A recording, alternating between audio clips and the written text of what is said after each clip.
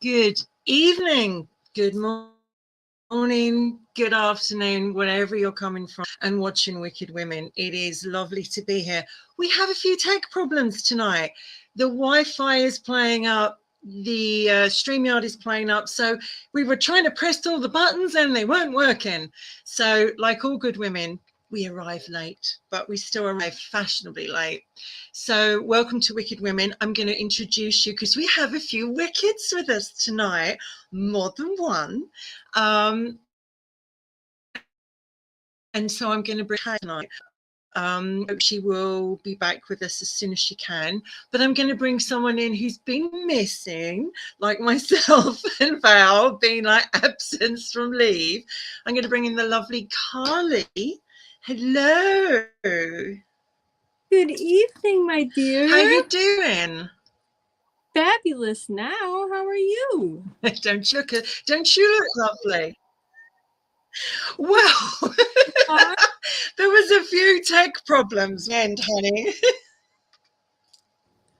But you know, I'm better late than never. But it's so nice to see you here. So nice to see you here. It's lovely to be here. I was missing you. And you look kind of sexy. Thank you. As do you. Oh, and Val will know exactly what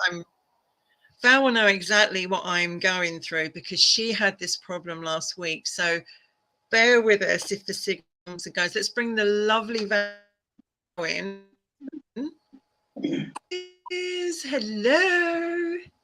How is everybody? You so know what I'm going through, Val. I do. I was going to say I thought it was my job to have all the tech problems, but it normally is.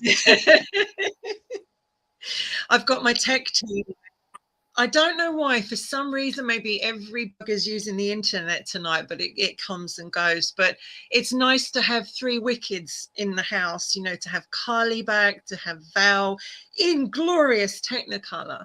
And as I said, Kate, because of the timing of bringing it forward slightly because of me, she just couldn't be here. So it's just us three with a few special guests. What more do you need? Well, exactly. I think we're enough and for anybody. if my tech comes in, I will come back on with my mobile phone in my stay. I want to say hi to people that have come on and join us. Field Guy is here. He wants to say hi. The Otter's Den Paranormal Live feeds. Howdy. Ed Odell, I think that's right. Hey, Valerie, he says. Hey. Hey, Howie. And Sandra's here as well. Hi, Sandra. So I have a few guests that are going to come and join us. But before we bring them in, I just want to say I love seeing you girls again. It's so nice to be back. It's like the band's back together. Yeah, it's been too long. It has. So I've got a guest that are going to come in tonight because, you know, what we did last week with Val not being able to come on, Keith was amazing. He came in and he literally did an amazing show. Yeah.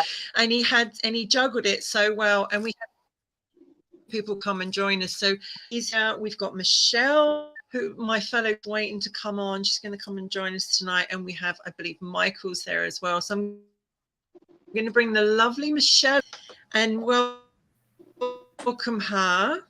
Hi, girls. There you are. At long last. All right, Michelle, how's it going? All right, it's all right. Honestly, I'm pressing the buttons and it's like, I feel like it's like the US against the UK tonight because we've got two of each. Never. We'll just team up. How about that? It's well, you know, we have a special relationship, don't we? Exactly. All women together. I've got this all this information being shown about how many people are watching us. So tonight's topic is about dominant women. And this was suggested to me by a lady. And she said, I don't just mean the bedroom.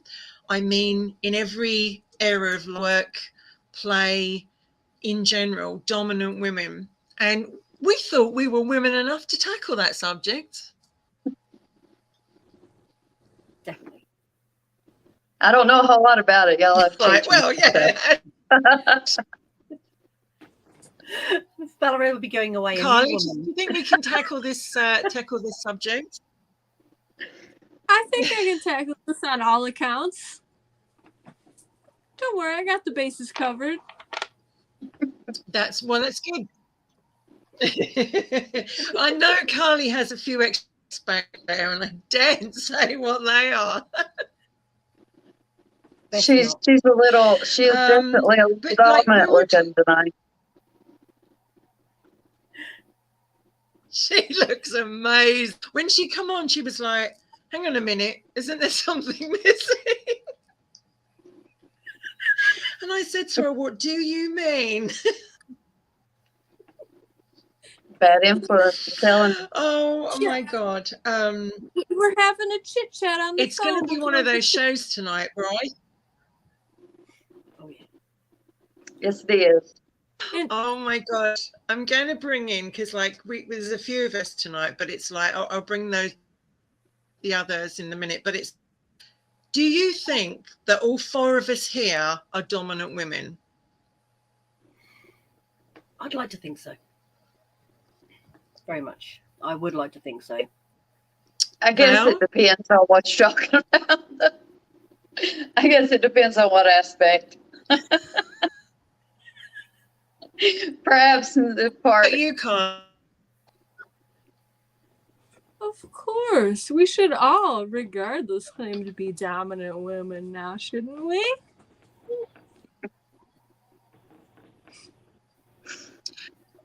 Of course, of course. You all might change my what mind. makes a after woman that. dominant? Carly, I'm going to start with you because it's like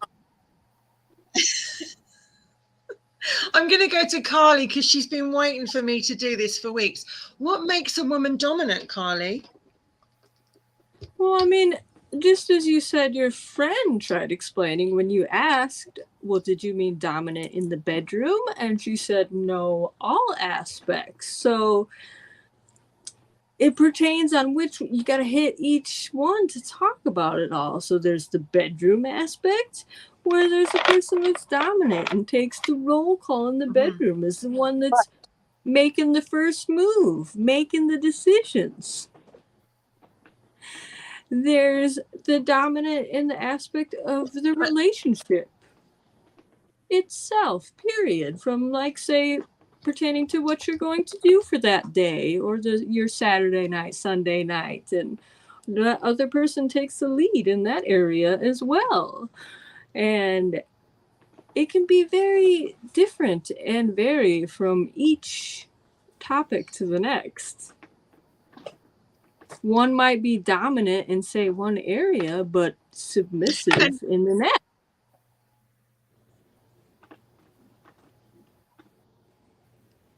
And Val, do you feel like do you feel that not just sexually dominant, but do you feel like some women in their day-to-day lives have to be dominant? Not dominant, things won't get done, or things just don't, whether it be with work, whether it be with family life? I think, in my opinion, more women are dominant when they have the family aspect of it, because, you know, they take care of the house, the kids, you know, and most of them work. So I think they kind of have to step up and be somewhat dominant in that aspect. Dependent on, you know. And Michelle, I mean, like, just quickly coming to you, like, people have dominant personalities. There's a slight time delay on my side. So if I cut into you, I'm so sorry. Michelle, do you think that some people have dominant personalities, but actually in their private life, they feel like show this dominant side, but behind there is actually quite submissive? I actually think that a lot of people are probably dominant from everybody else's perspective, where actually there's probably more of a self protective mechanism. They have put on this persona, I suppose, of being that dominant person. They cannot be walked over. They will not be walked over. But as soon as they get behind closed doors, that's when they become their submissive self. So yeah, I agree. So some people are to everybody else and to the outside world a very dominant person, strong, what have you, but behind them closed doors, they can be the submissive, laid back, walk all over me type of person. Again, as Val said, and Carly, so it depends on what aspects of life you want to be dominant in, what you thrive, where your dominance thrives.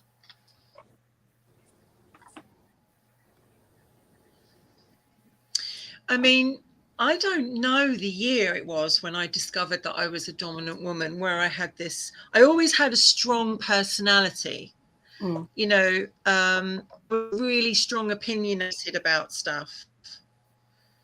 But the year I actually came into knowing that I was really dominant was probably really going into my late 30s, late 30s, early 40s in a sexual way. But as I've got older, my personality's become more and more dominant, although I do have a vulnerable side. Val, when did you notice you had that dominant side, or would you say you are dominant, or would you say you're not? You know, I actually have thought about it, and I can't. I don't think I'm either dominant or submissive. I think I'm somewhere in the middle. I think it's kind of like a mixture, depending on the situation and perhaps the person. I don't. I know I don't like taking orders. So, that's probably a problem. You don't like what, honey? I don't You like don't like taking what? orders. I don't like for people to tell me what to do. Oh, that definitely means you're a dominant woman. But, but in Carly, what on the about flip you? side, I don't like to give orders either. So, Yeah. so, I guess it just depends. Oh, we lost Carly. Yeah, she's gone. I think we lost Carly. Did we lost Carly? Yeah, we've lost We did. Carly. And then there were three. Should be back. The reception on StreamYard is not good tonight, and it's really annoying because all of us are here, and yet the signal is just coming and going. Yeah, full house tonight. Yeah. Yeah, like Carly's just disappeared. I'm going to bring in Keith, who's waiting to come in. He was amazing last week. He's going to be surrounded by us girls. Let's hope. If I come out, I might come back in on my mobile. So just bear with me. Let's bring lovely Keith in. Here he is. Hello. Hi. How Can you you ladies hear doing? us okay, Keith? Absolutely. Absolutely. Keith, thank you again Gotta for be on last my week. side. It's got to be on my side. Anytime. Anytime. I was I'm Glad going to to be- come out and go back in on my mobile phone. okay. Okay. Val, I'll leave you in control right now. Oh, I'll leave you in control. Come back in because my signal's so bad. Oh. No, Keith, you did a wonderful job. I appreciate it. I don't know what happened. I had internet. The minute I got into StreamYard, it cut off. It happens. It does. And So- right now we're going into Mercury's shadow period, pre-shadow period. So it is affecting connectivity electronics right now. So it's been a thing. In fact, I saw somewhere in the comments that somebody mentioned that as well. But I really do appreciate it. Yeah, That was a big like I said, help. anytime. I was happy to help. Good. little nervous, but I got through it. Oh, you get over the nerves after a while. Yeah, you do. You do. That's one reason I rarely ever go Okay, back and how's watch that? myself. She's back. You're back. Are we good? Can you hear me? Yes. Keith, how are you feeling about the whole dominant woman? I'm going to bring I've got all these people waiting in the wings, so I'm going to bring you guys on because mine is coming and going. I might have to come in. I'm going to bring Michael on as well. Let's just bring him into the stream. Michael. How you doing, Keith? Good. How Hey. you doing? Hanging in there, hanging in there. And I'm There's trying to four. bring the lovely Carly back. Carly. And then there was 6. Yeah, 3. Wow. Well, there's 6 of us here now. There might be a slight time delay, but I'm gonna, for some reason on my end, when I ask a question, it's given me a time delay. And although you guys can hear me, I cannot hear you coming back. So I'm going to try and come in with my mobile. So Carly and Val, take it over about dominant women at work, at home, and at play. And I'll be back with you in a sec. I think in certain circumstances, if you're a manager or a boss at work, you kind of have to play that role, Yeah. depending on your work. But more than likely, you gotta step up to it. Yeah. At home, there might be aspects of it that you have to, and other aspects where you can just kind of let your hair down and not have to be that way. Yeah, I agree totally. Because you don't want your employees walking all over you. You don't want your children walking all over you. You got to kind of find a balance in there somewhere. Right. But I mean, you don't walk around being a bitch all the time, but you kind of have to stand up and kind of take that dominant role certain times. So you saying you don't roll around with RBS on all the time, right? What do they call it? Rested bitch face? Yeah. I mean, I might, I don't know, but it's not on purpose. Now, is that better? Can you hear Yes. me? That's Yeah. That's better. That's better. And now I can interact. I can't see a goddamn thing, but I can interact with you. For some reason, the laptop is making it so difficult because I'm asking you guys a question and then it was like, so at least I'm back now. So I've got to put my glasses on because I can't see you. Carly's got some interesting gadgets with her tonight. And I wanted Carly's to a bring little them on. scary, I have to say. Now tell us about this. Tell us about this, what you've got. Carly, tell us. Oh, just a little whip that you can have some fun in the bedroom with. See, that looks painful to me, not fun. Same. But wait, it can be used in 2 ways. You can use it very aggressively, or you can also use it gently. It doesn't have to be full on dominant whips and chains to the point of getting a beating and marks left on you, but it can also tickle you and have a little fun in a different way. Mm-hmm. I feel a bit uncomfortable sat here on the bed now with that whip about. I will take your word for that. 15 change. Anything that I look at and I think that looks like it might hurt, I'm not there because I don't do pain. Well, No. A little bit doesn't hurt. A little bit of pain doesn't hurt. So it's a little bit. Just a tad. Yeah, there we go. Just a tad. Yeah. Pain is Just a weak. bit of pleasure after the little bit of pain. It really depends though, doesn't it? Because like what does make you a dominant woman? And I tell you what it is, it's a mindset. It's a Yeah. mindset of like who you are as a person. And I think it comes from me for many years being quite submissive and being walked over and treated like shit and not getting my voice heard and not it was always their way. And I guess I would try and stand my ground, and then it just wouldn't happen. So I Yeah. think as you get older, you kind of get the mindset that comes in, Keith, and I'm sure, you know, where I'm coming from, you get that mindset where you're like, I'm not having it anymore. And so in my life, I'm dominant. I come across very dominant.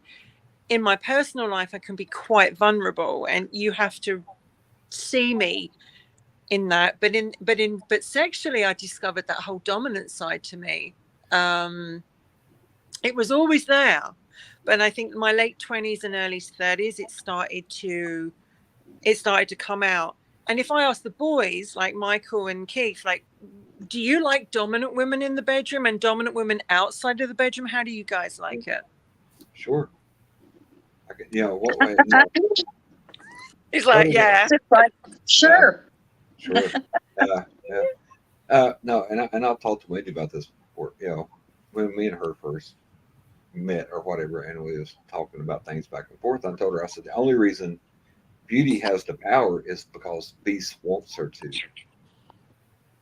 And it takes a certain kind, and I think you have to be a really, really strong man to say, hey, I'll let her take the lead on this.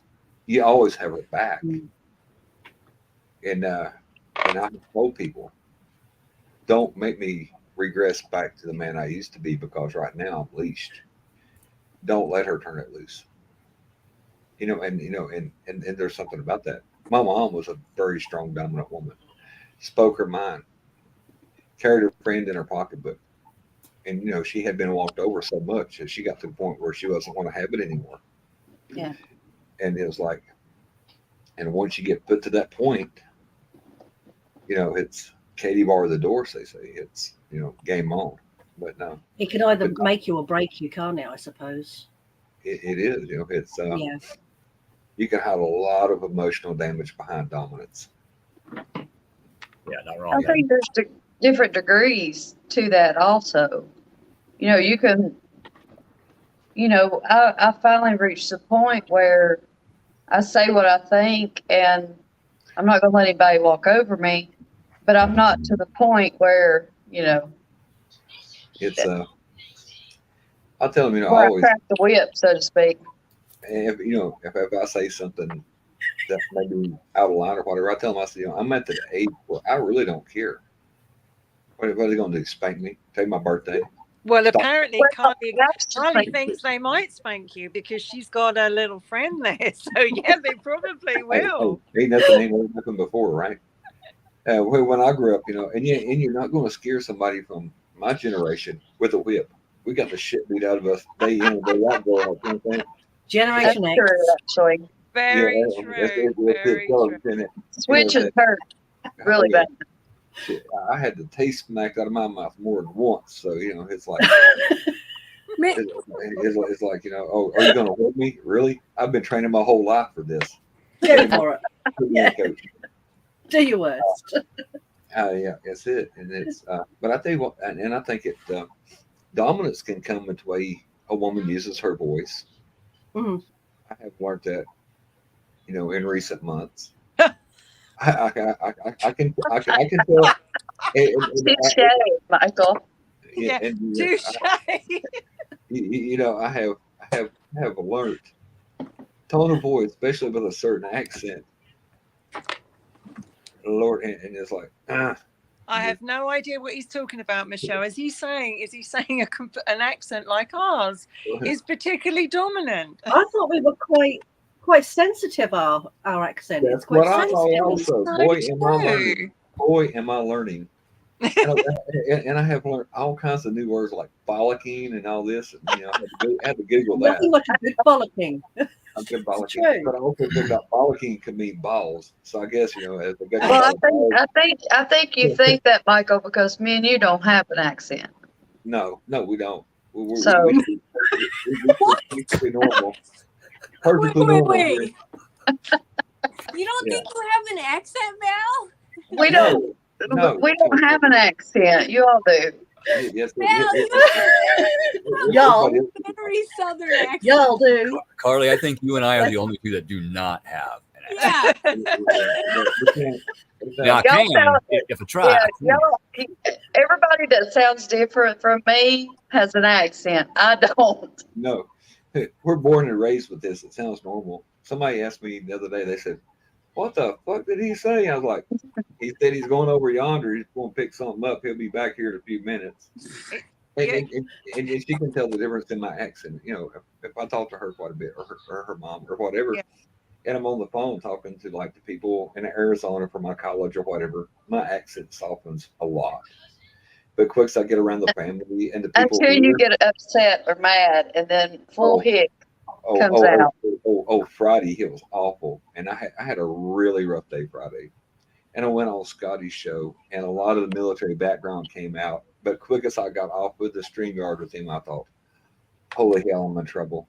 Holy hell, I'm in trouble. And it was. And at 9 o'clock, I promptly got a phone call that told me how disappointed somebody was in a certain English accent. And it was like, do you know how many times you said this? I'm like, no, it wasn't counting, but I know I'm in trouble. When a hick gets mad, we cannot control it. No. There was Yeah, a you're lot right. of- It's pretty strong. It's pretty strong. I mean, Keith, how about yourself? How are you doing with dominant women? How do you feel about that? Throughout my life, my relationships, I've always tried to keep things neutral and balanced. You know, I don't want to run the household. I wanted to help run the household.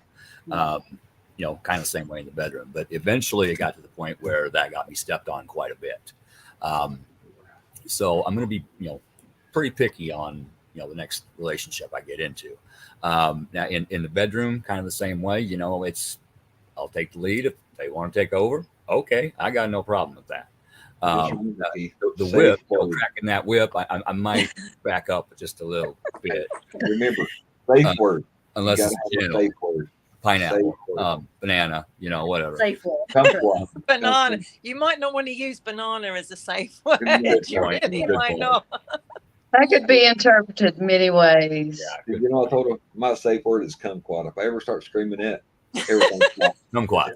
Kumquat. I cannot use that in a daily thing, but Alrighty. oh Lord.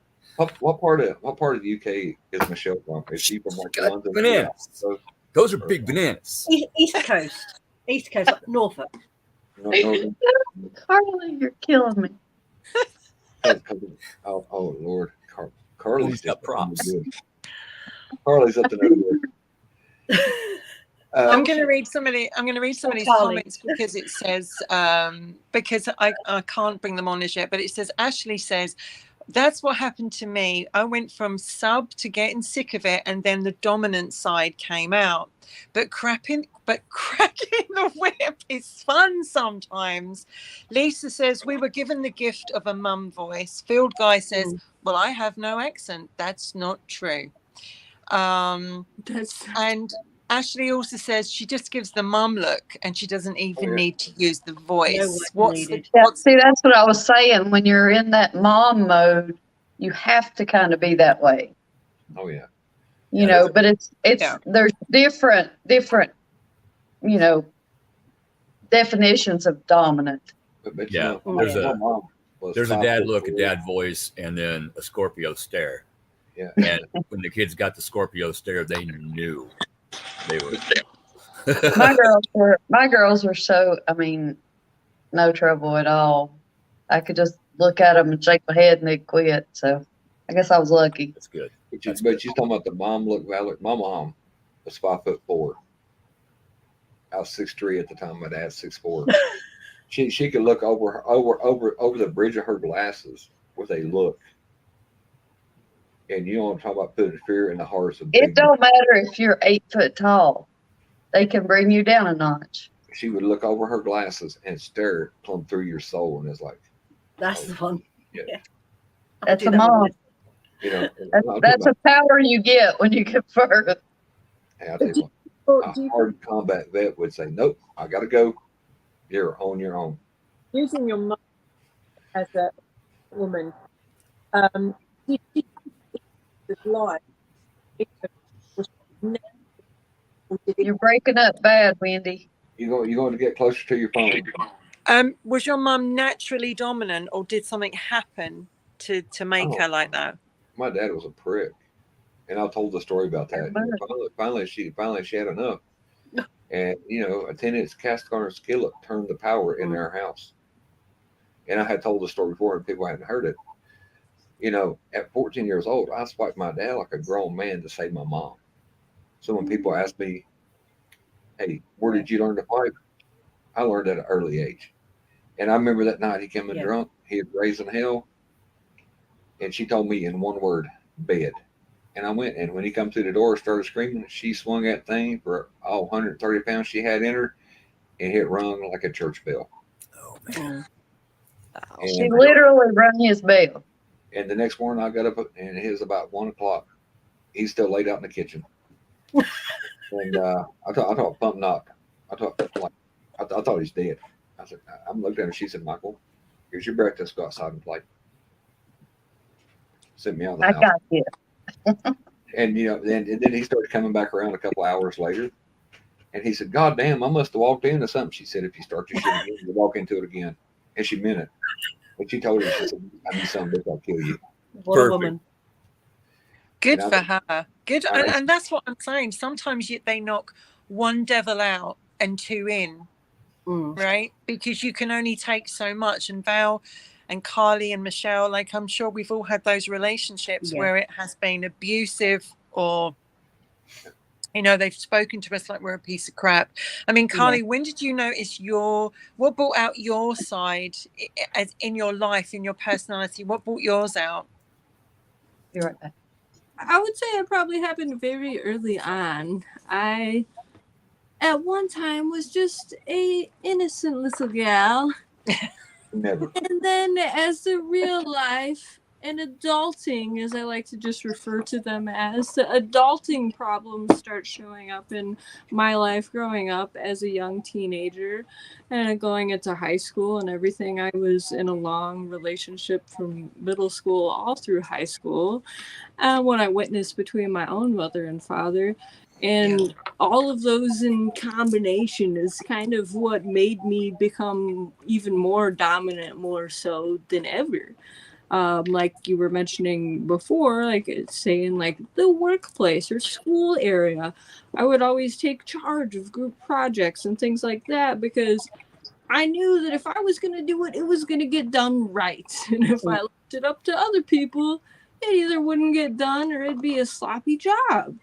And I experienced that from school, to work, to then therefore emotional love relationships, people trying to control and dominate me in ways of my long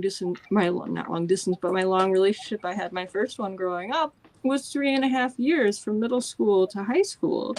And he was very, very controlling. And I was always that type of girl that got along with guys better because I didn't like the drama and everything that came with the girls and the cliquies.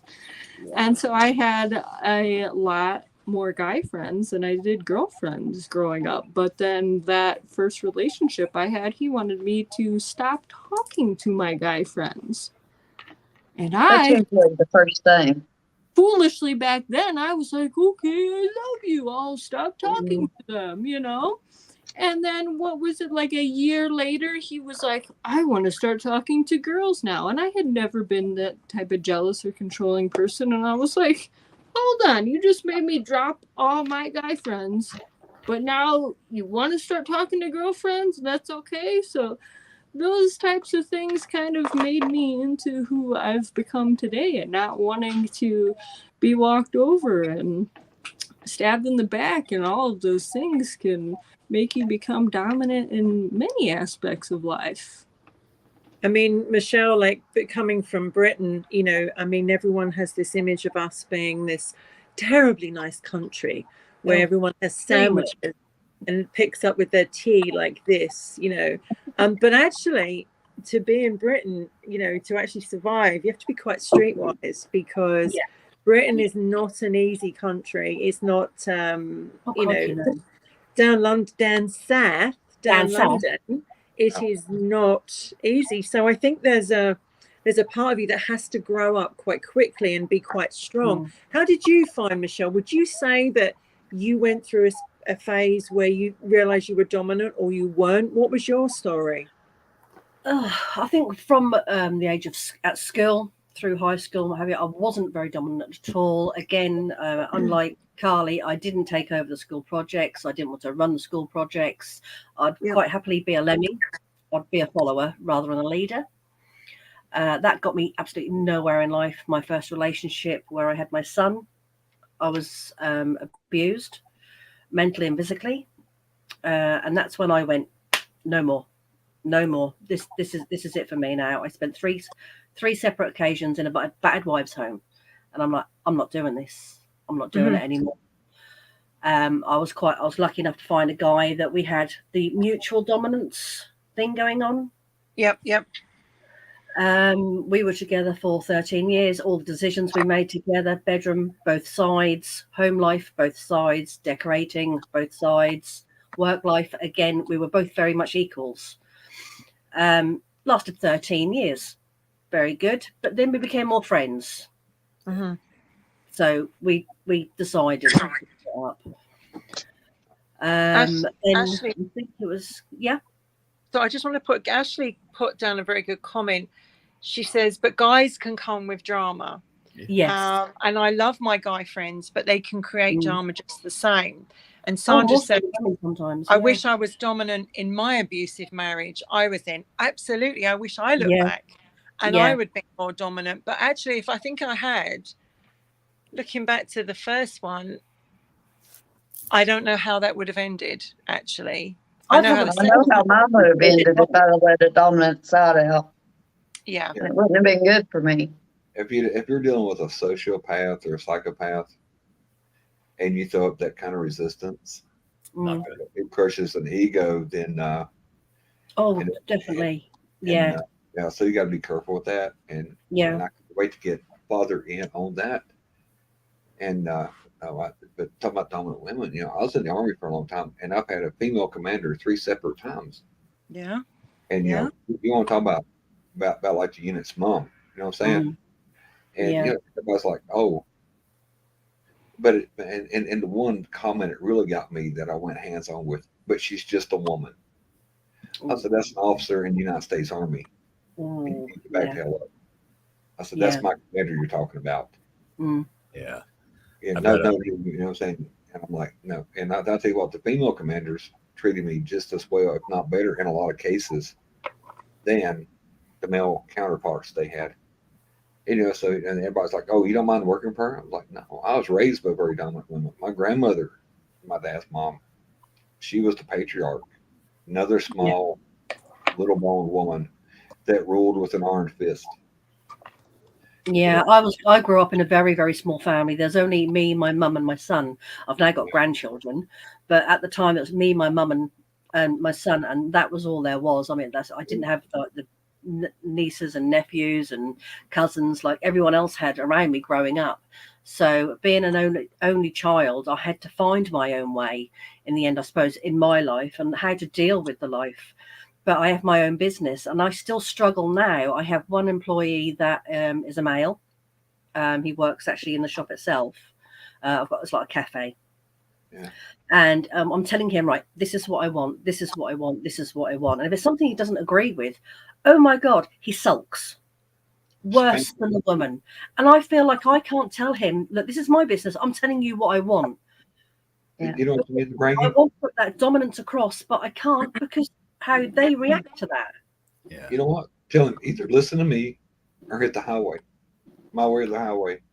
It's probably easier if I find more employees in America than it is in Norfolk and England. No. But like Carly said, even here, and I get in trouble a lot because it takes me away from the people I should be spending time with. Because I also find that a lot of times, I'll just go ahead and fix it myself if somebody comes to me with an issue. Because if I don't fix it, when they bring it back to me, it's a bigger damn issue. Yeah, and definitely. I'm like, hi, Carleen. Yeah, I just Keith, go ahead. Yes. What about you, though, love? Would you say the inside, because we're talking about dominant women, and it sounds like from what everyone's talking about, Michael's experience of his mum, Carly's experience, Val's and Michelle's, and mine, it's come from a place of where we've had to be.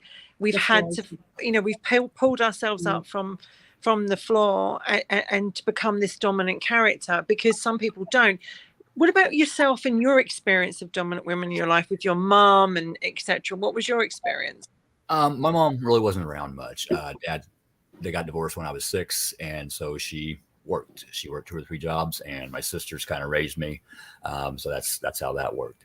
My relationships, though, like I said, towards the end of those, it got to the point where the female was very dominant over me, controlling even. And the last one I just got out of, I finally found my personal dominance and stood up for myself and said, hey, look, something ain't right here. We need to take a break. Give each other a couple weeks, figure out where we are. And that was it. They ran. But I was even polite about it. But I wasn't going to put up with it anymore. They put me inside a box. I swore to myself I was never going to go there again. And one day I just realized, dude, you're ignoring all of your family or all of your friends. You are in another box. We ain't doing this. And I found the strength to stand up for myself. So, but psychopath don't have a gender assigned to it, or sociopath, either one. It could be male or female. But I think it's the main thing is maybe you don't know that you have that inside of you, but I think it takes something to make people believe that they are. Yes. I think a lot of us have to get pushed in a corner before we allow that to come out. Yeah. Some people are open enough to, let it out on their own.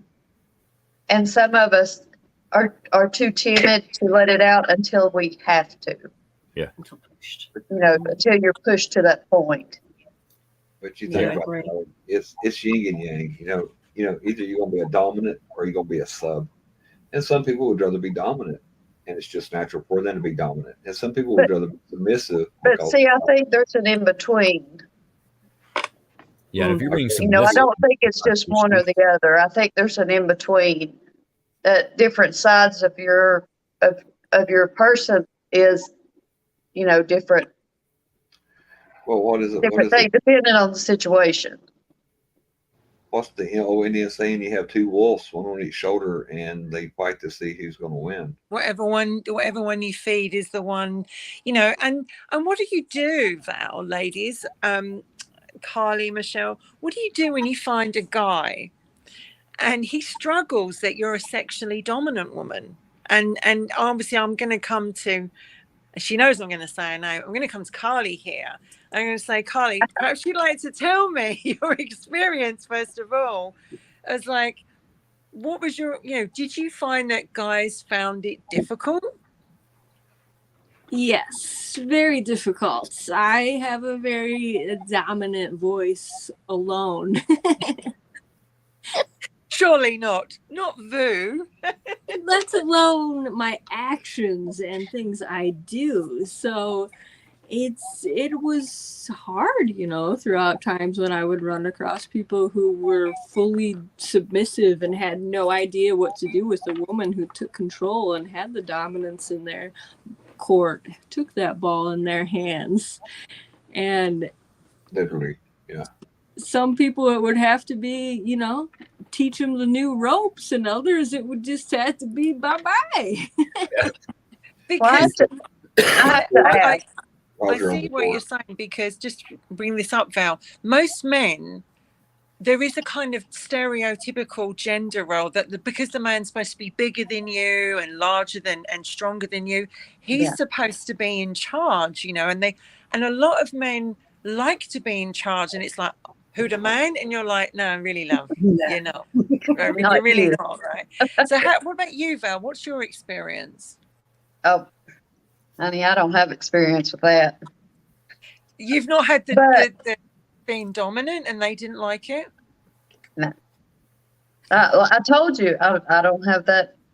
It's just that's not what not yet anyway. Roger has written, but it takes the strength of a rabbit to survive. Oh my God. But what I was going to say is, do you think that you see, I've watched, documentaries, things like that. And it seems like a lot of high powered men tend to be submissive. And is it because they deal with that, 24/7 and they don't want to deal with it then? Mhm. I They think want so. somebody else to take that control. Yeah. When I was in the Army, I made decisions all the time. I had people that answered and looked at, and when I came home, my ex-wife, she run the house, and I was fine with that. Yeah. Because when I came in, I wanted all that left at the door. Right. They Makes work. sense. I want to decompress. You're here more than I am. You know the lay of the land. This is your battlefield. It's your domain. Yeah, yeah. And so I get that. When I came in, they said, "Hey, what do you think? Go ask your mother." But a lot of people look at that as, the father just don't want to deal. But it's when you really look at it, the mother does so much in most circumstances, not in all. Yeah. But they don't know the answer because they're not there 24/7 Mhm. like the mother is. especially Yeah. in my situation, I'd be gone for 14 months at a time. Right. And like I said, I don't know if he is a little shit 20 minutes ago or not. I just got in the door. Don't bring this to me. You're not going to start no hell on Yeah. earth. He just quits. But I think men have to understand also the flip side of that is she needs some rest too. Yeah, and Mhm. Because when she's dealt with the house, the kids, the bills, everything for so long, like when you are deployed or whatever, she wants to rest too. So I Yeah. think that's why women try to, start asking the husband when they get home. It's kind of like help me out a little bit because I'm tired too. I'm tired. No, I thought like if the kids came to you and said, "I want ice cream." Well, have you had? I don't know if you've had your dinner yet or not. I don't know. Well, I'm going here. Well, did you ask your mom? I don't know if she has told you no, and I'm not going to override her decision. There. Coming straight in the door. I read a quote, Keith, that says, "I get turned on by a man relinquishing all his masculinity to me and allowing me to steer the ship when it comes to sex." And as a dominant woman, I have that side to me where I'm like, oh yeah, no, it's not going to go that way. No, you carry on that. But there's also that side to me that will allow that dominant side to go down. But I also have that other side to me, and it's we're all girls here together. We all talk about it. But it's like, Michelle, can I've wanted a man on his knees, to bring a big man, tall, doesn't matter if he's a big personality, doesn't matter if he's big in business, doesn't matter where it is. I want to bring him to his knees, emotionally and sexually, because I don't know why. Maybe it's a turn on. I don't know. Have you found that, Keith? Have you found that, Michelle? I can understand where you're coming from. It's like again, with the emotional side of the dominance, I think it's sort of like knowing that you can, I don't know if break someone actually is the right term or phrase to use, but for them to, right? But for them to, but for them to actually be 100% at your whim, 100% hanging on every single word you're saying, and breaking to a point where, so I say, if you're saying you don't love them anymore or you don't want to be with them, and they're actually breaking down, that's a cruel dominance. Yeah. Very much so. And whether you stay with them or not at the end of that is a different matter. That's the dominance can be very cruel. It all depends on how you use that dominance. Spot on. Yeah. Spot Yeah. on. It can be an evil thing, dominance. Whereas with a man, that's like my other half, he's a prison officer. He is the most laid back, almost comatose man I've ever met in my life. He's in the other room now, playing games on the computer. and he'll probably sit there for about 24 hours. But I still have my life. If I need him, I tell him I need him, or ask him I need him, depending if I'm in dominant mood or not. But I still get to do what I want to do with my life, and he doesn't tell me what I can and can't do. So I think he's more the submissive one out of our relationship. But see, that's the thing. He, you know, in his line of work, he has to deal and make those bad decisions and be in control all the time. So when he's home, he could come home with a he doesn't black eye, a want to broken be. arm, a stab wound. You know, Don't know. he it's at home. He feels he can let go of that. Yes. He doesn't have to be that way. And Yeah. Keith, like coming to you, have you had an experience from a dominant woman that's wanted you sexually on your knees? No, I have not. I have not run across that situation yet. And I'm 53 years old, so if it's going to happen, it'll happen pretty quick. There's still time. Are you looking forward to that point? What's But that? he did say the word yet. Yeah. I started to say, are you looking forward to that, or Yeah. Really, I hadn't thought about it. Now Cash is king.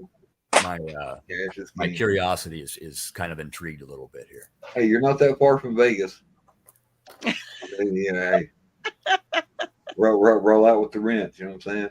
Yeah. You know, the thing about dominant is the fact that, you know, in a bed, and I picked up some information about this, but it's like, if a man is secure in his sexuality, if a man is secure in himself, in his life, and as a person, I really think that if he allows a woman to be in charge and leaves her to within reason what they both want in the bedroom, as long as it both goes both ways and they're both up for it, then I think that that's fine. But I think there's a man who's confident in his sexuality, confident in his body, confident in it, and he's secure enough to go, it's all yours, is really sexy. But it's also sexy to have the guy take control as well. What do you do when you have two dominant people, Carly, in the bedroom? Two dominant people. What do you do? That actually might present an issue. take turns? Yeah, exactly. I think that would be a perfect circumstance of where you would have to learn to compromise and take turns, because both sides being dominant, one person wanting to take, it's not going to work that way. Somebody's got to give in at least a little bit. That doesn't mean you have to completely give everything away and be full on submissive, but one of you gets to take the reins that night. You're just going to have to roll the dice or flip a coin for who gets roll call, who's in charge.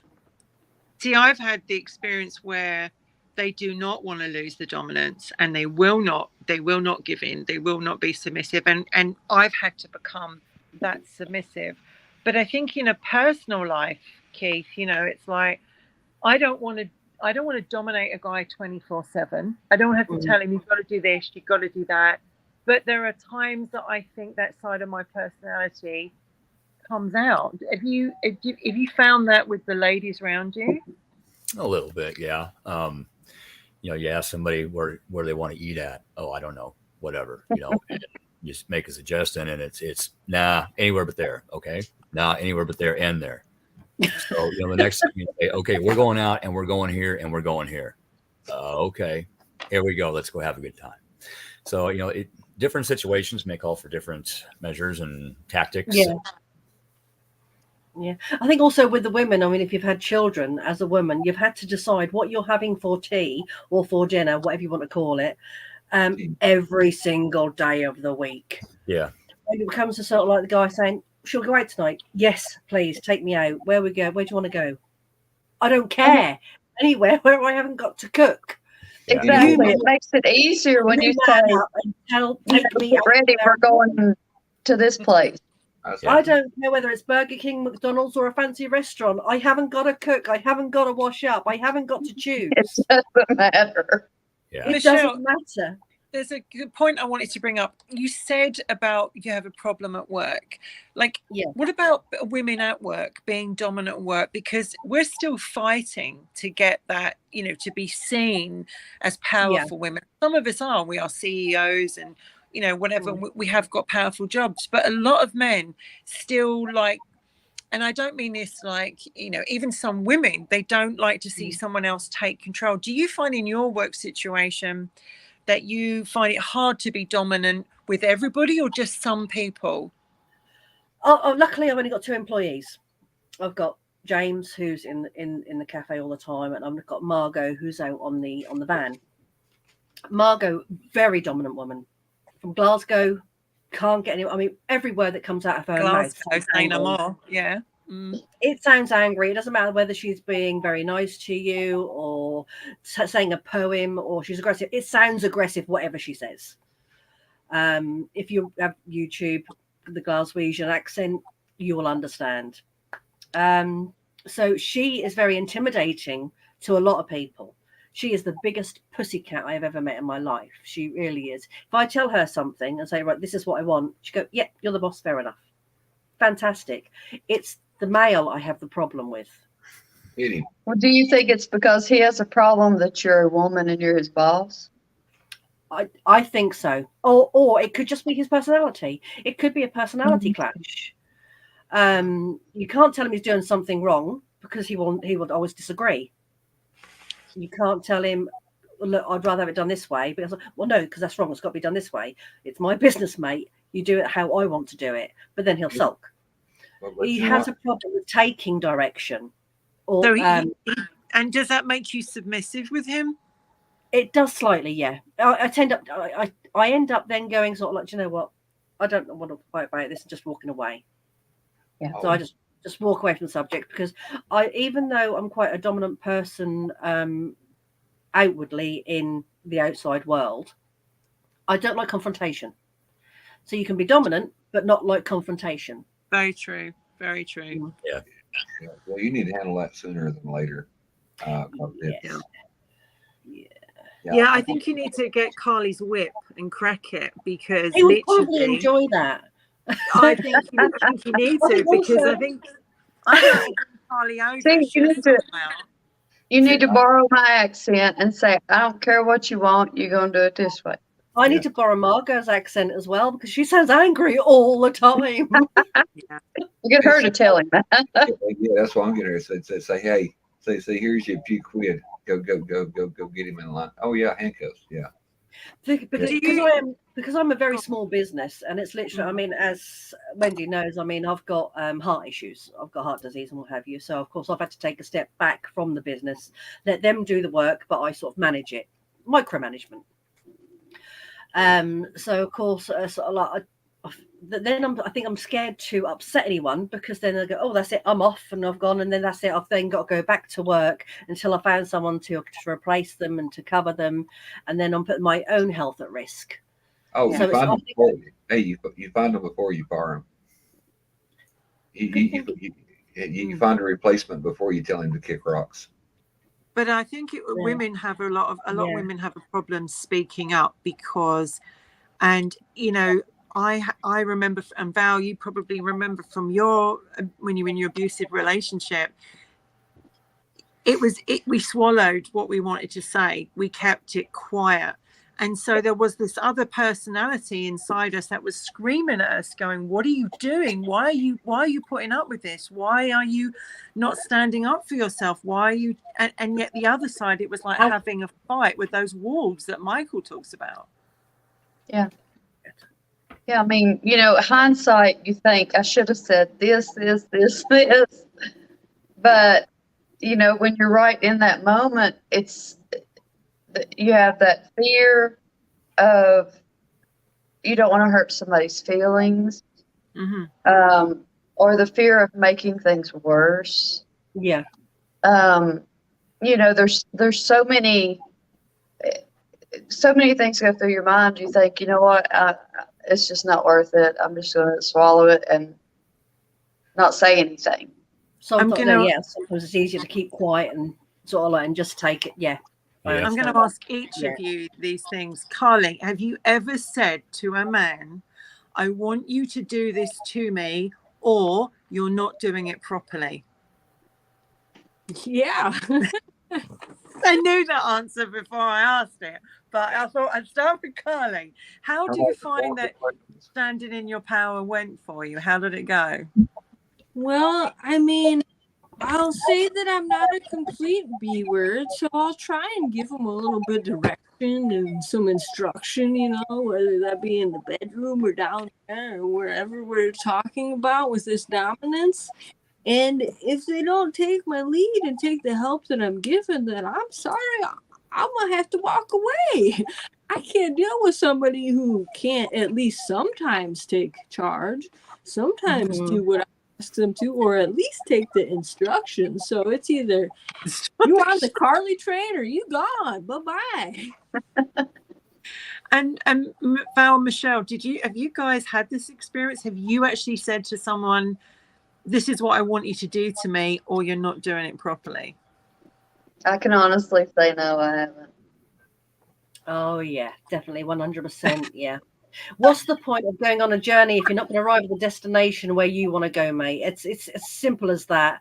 It's all like if you want me to come to this area where you want to go, you've got to take it by my rules, because I know what I'm doing with my body. You've got no idea by the sounds of it. So I will say I have thought it. I have just never said it. You need to say it to be able to get to that destination where you want to go. Now Simple. every man is wondering that Val's actually had a relationship with, oh my God, was it me? Was it me she wanted to say it to? Was it me? You know? I knew it. I knew it. I knew when she went quiet and she was looking at me strangely.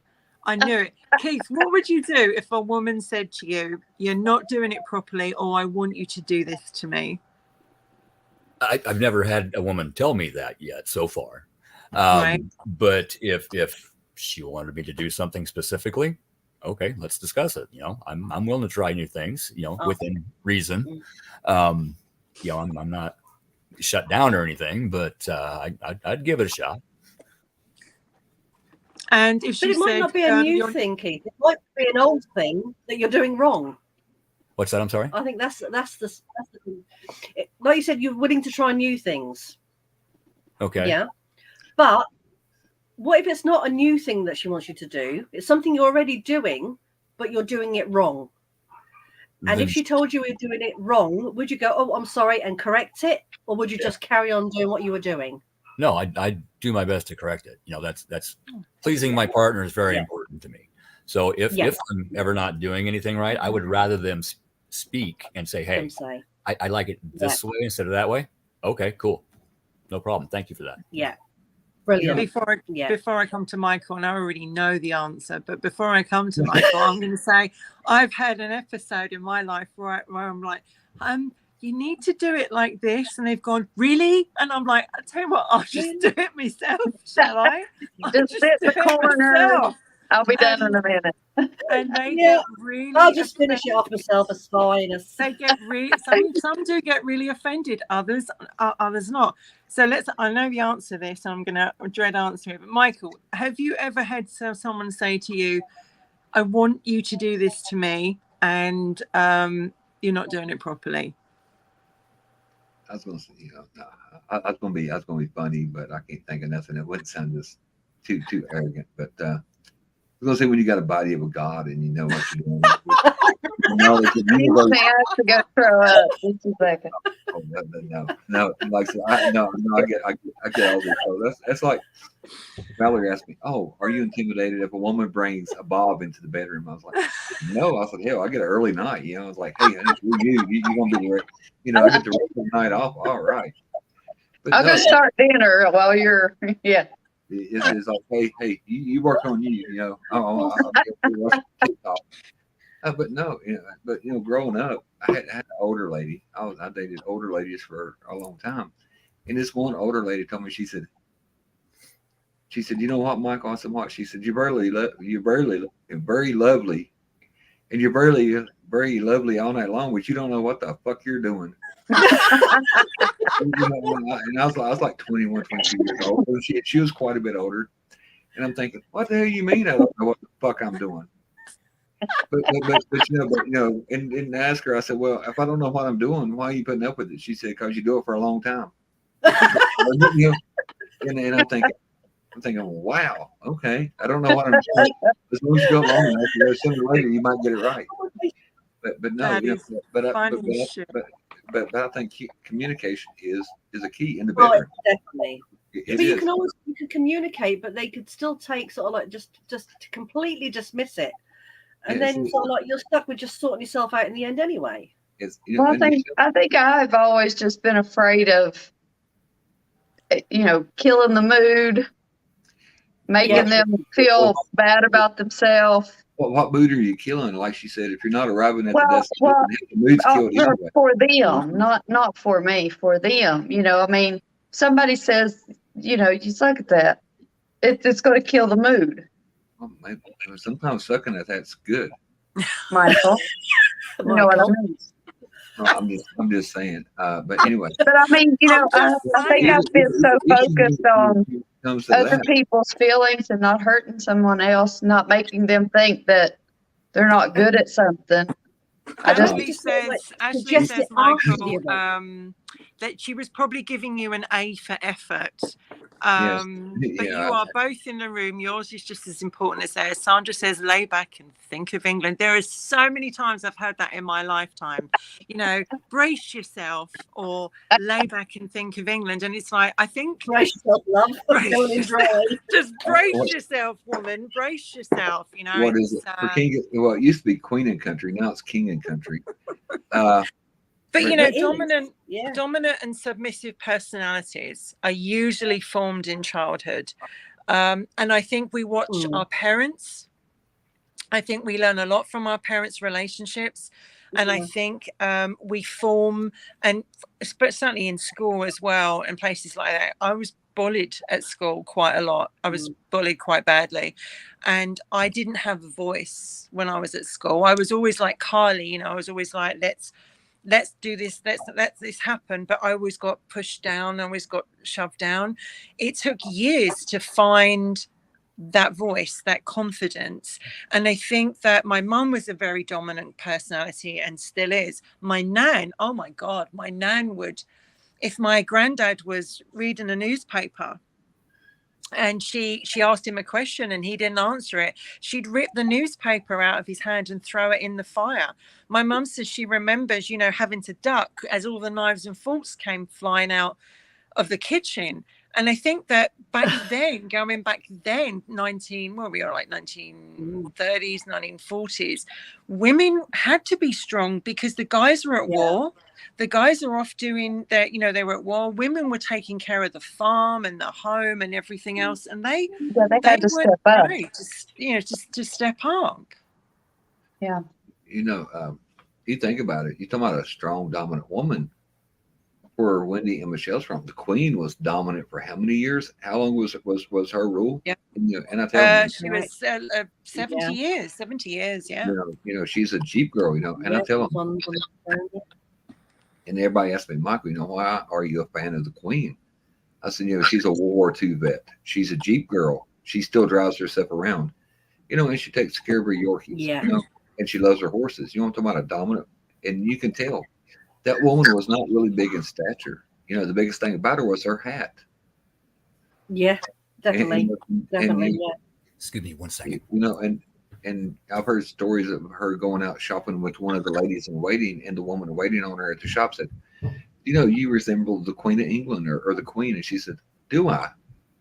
So, so she still had that side of her that she wanted to be incognito and whatever.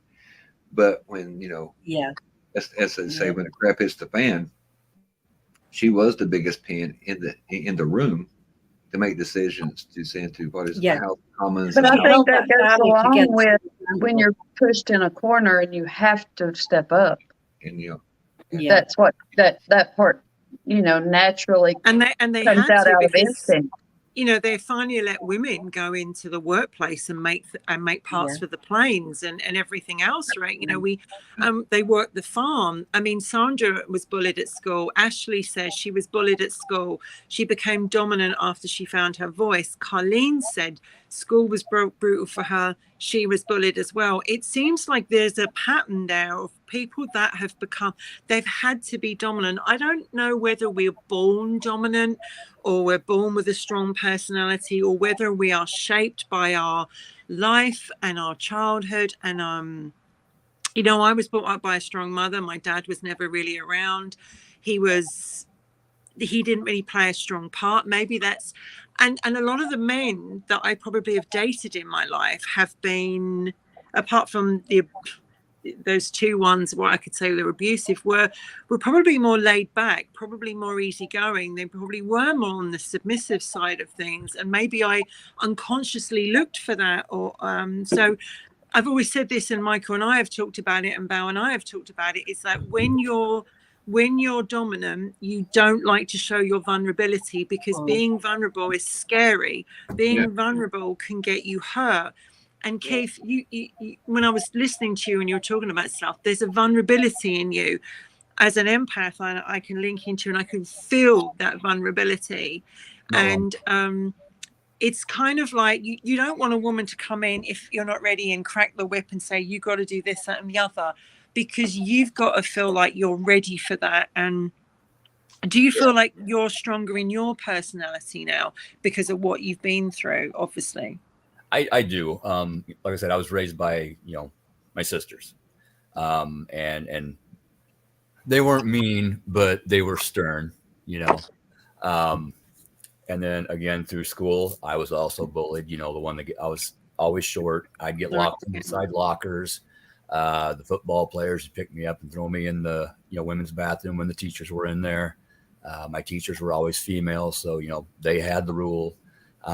So that's just kind of the way it was, and that's why I tried to, in relationships, I tried to give some of that, and it a lot of times it got turned around on me. And so it, like I said, this last time, it really took a lot for me to stand up for myself and do what I needed to do for me.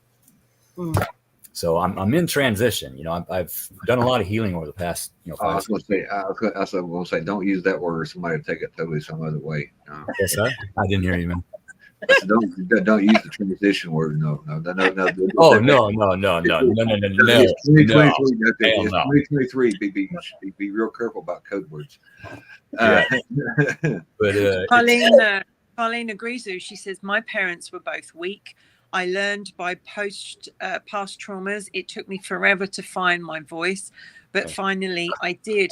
I mean, Carly, there's a very true saying, a true submissive man can sense a dominant woman from the way she walks, the way she talks, and the way she holds herself. And I think that's absolutely true, because I've actually had men say to me, you intimidate me. You are too intimidating, you're too dominant, and you're gorgeous, but I'm not going there. And I've gone, really? I'm a pussycat. And they've gone, you signed it.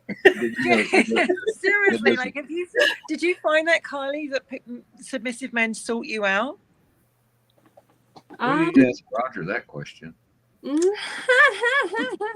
I would. You can let him off the floor. You can quit using him for a footstool right now.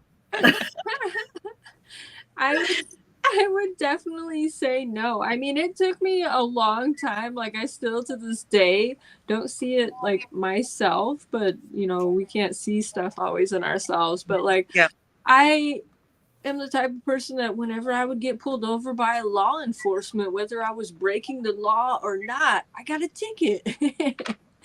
And one of my professors in graduate school finally told me, she was like, Carly, your voice is very aggressive. I was like, oh, yeah. So we've already got my walk. Now we've got my talk, the way I myself and behave. I had a lot of things running against me. So no, I could say that I really did not ever have many submissive men seek me out, because I was far too dominant for them. Yeah, that's an interesting point, because I had this, I've met people and they're like, no, she's lovely, but she's just too dominant. And that's a really good thing to actually find out, because you don't want someone who cannot cope with your personality. I mean, Michelle, what about you? Have you had that experience? My relationship now, I suppose. I mean, sort of say, again, I'm quite that dominant. I wouldn't say, I know what I want. I know what I want to achieve, and I know how to get there. So when someone doesn't work with me on that side, and it's always like you have to fight all the time, that's what I think. Sometimes that kicks some of that dominance out of you. Yeah, and you become more submissive. I was actually more dominant 4 years ago, pre-heart attack. After I had my heart attack, that's when I became vulnerable. And that's when I thought that everything just shut down, and that was it. I was too fragile, too vulnerable. And that's when I then went from one side of the scale to the other. And that is scary as well. So from being quite dominant to being very submissive, I'm now trying to find my way back to that center where I can be both again. Yeah. It's hard work, but it is something. It's a self-help thing for everybody. I mean, you've got to work on yourself to be either more dominant in your life or more submissive in your life. It's how you react and interact with others. It's life. I got a question for you ladies. Go. They always say when you talk to a woman, look at her mother, because that's what you'll deal with in 30 years. Yes. Yeah. And I was going to ask, which I already know the question. Wendy's mom, her little mom, like I said, I saw the dogs steal biscuits out of Wendy's bag, and mom went off. She said, "There is no thievery in the house." I felt sorry for that basset. I thought I was going to have to go rescue him. It's going to be rescued, the basset, for stealing. And I can see that she still has that fire in her gut, and if she has to step up and handle business at her age, she's still hell on wheels. And I was going to ask y'all, did you take back more after your mom, or is it something totally different? Because like I said, I can see a lot of Wendy's mom and Wendy, the way it's very it's like boom, boom. I'm very much like my father. I think I'm very much like my father. My father was like the breadwinner, the more dominant character of the two. My mum was one of these women that my father's clothes were laid out on the bed for him. She ran his bath. She done all the meals. When I had my half sister come and stay with us, because I didn't really know my half sister, that was from a dad's side, 10 years older than me. She came to stay, and she saw my dad. She assumed she saw my dad hit me. He didn't. I was stealing chips off the plate when mum was dishing up. Shouldn't have been doing that. He stood up and went for his belt. I was up them stairs as quick as you like. He never, ever, ever hit me with that belt. But she saw that side of things with my father, and also with my mum running his bath, sorting out his clothes, making all his meals ready. He didn't even know how to turn the immersion heater on. My mum done all that, but that was her choice. He didn't make her. That's how she was brought up. That the woman was there to look after the man and to provide for the man. It was just their way. Mm-hmm. I think I look more after my father, even though I do like to look after my man and make sure all his washing's done and whatever. I don't do his ironing. Not now he's at a prison. No, he'd do all that himself, because I can't be handling all those white shirts. But he can't do it. So he does his own ironing of his shirts. But I'll do all the washing, the cleaning, the drying, the housework. I'll go around, but he'll empty the bins, the dishwasher. Again, it's sort of like, this is stuff my mum never done, or my dad never done when he was at home. My mum done everything, but it was her choice. Okay, let me interpret. Bins are trash cans for everybody in America. Yes. Bins are trash cans. Bins. Bins are trash cans. Okay. Garbage cans, whatever. Yeah. And gardens are their yard. Gardens. Yeah. And when I first started talking to Wendy, she said, "I want a big garden." I said, "Well, what do you want me to grow in it for you, honey?" Grass. I said, "No, go in the garden." No, hell no, that goes in the yard. I am not going to grow grass, in the garden. But no. Yes, like path and sidewalk, isn't it? Oh yeah. Yeah, us is the path. We've got a path. We're walking down the path. No, you're sidewalk. It, See, but, you know, when- a path here is like A direction. yeah. it's like a little dirt path with trees Oh, on I both see, sides. yeah. Now here, that's a track. A track, yeah. What is it we said?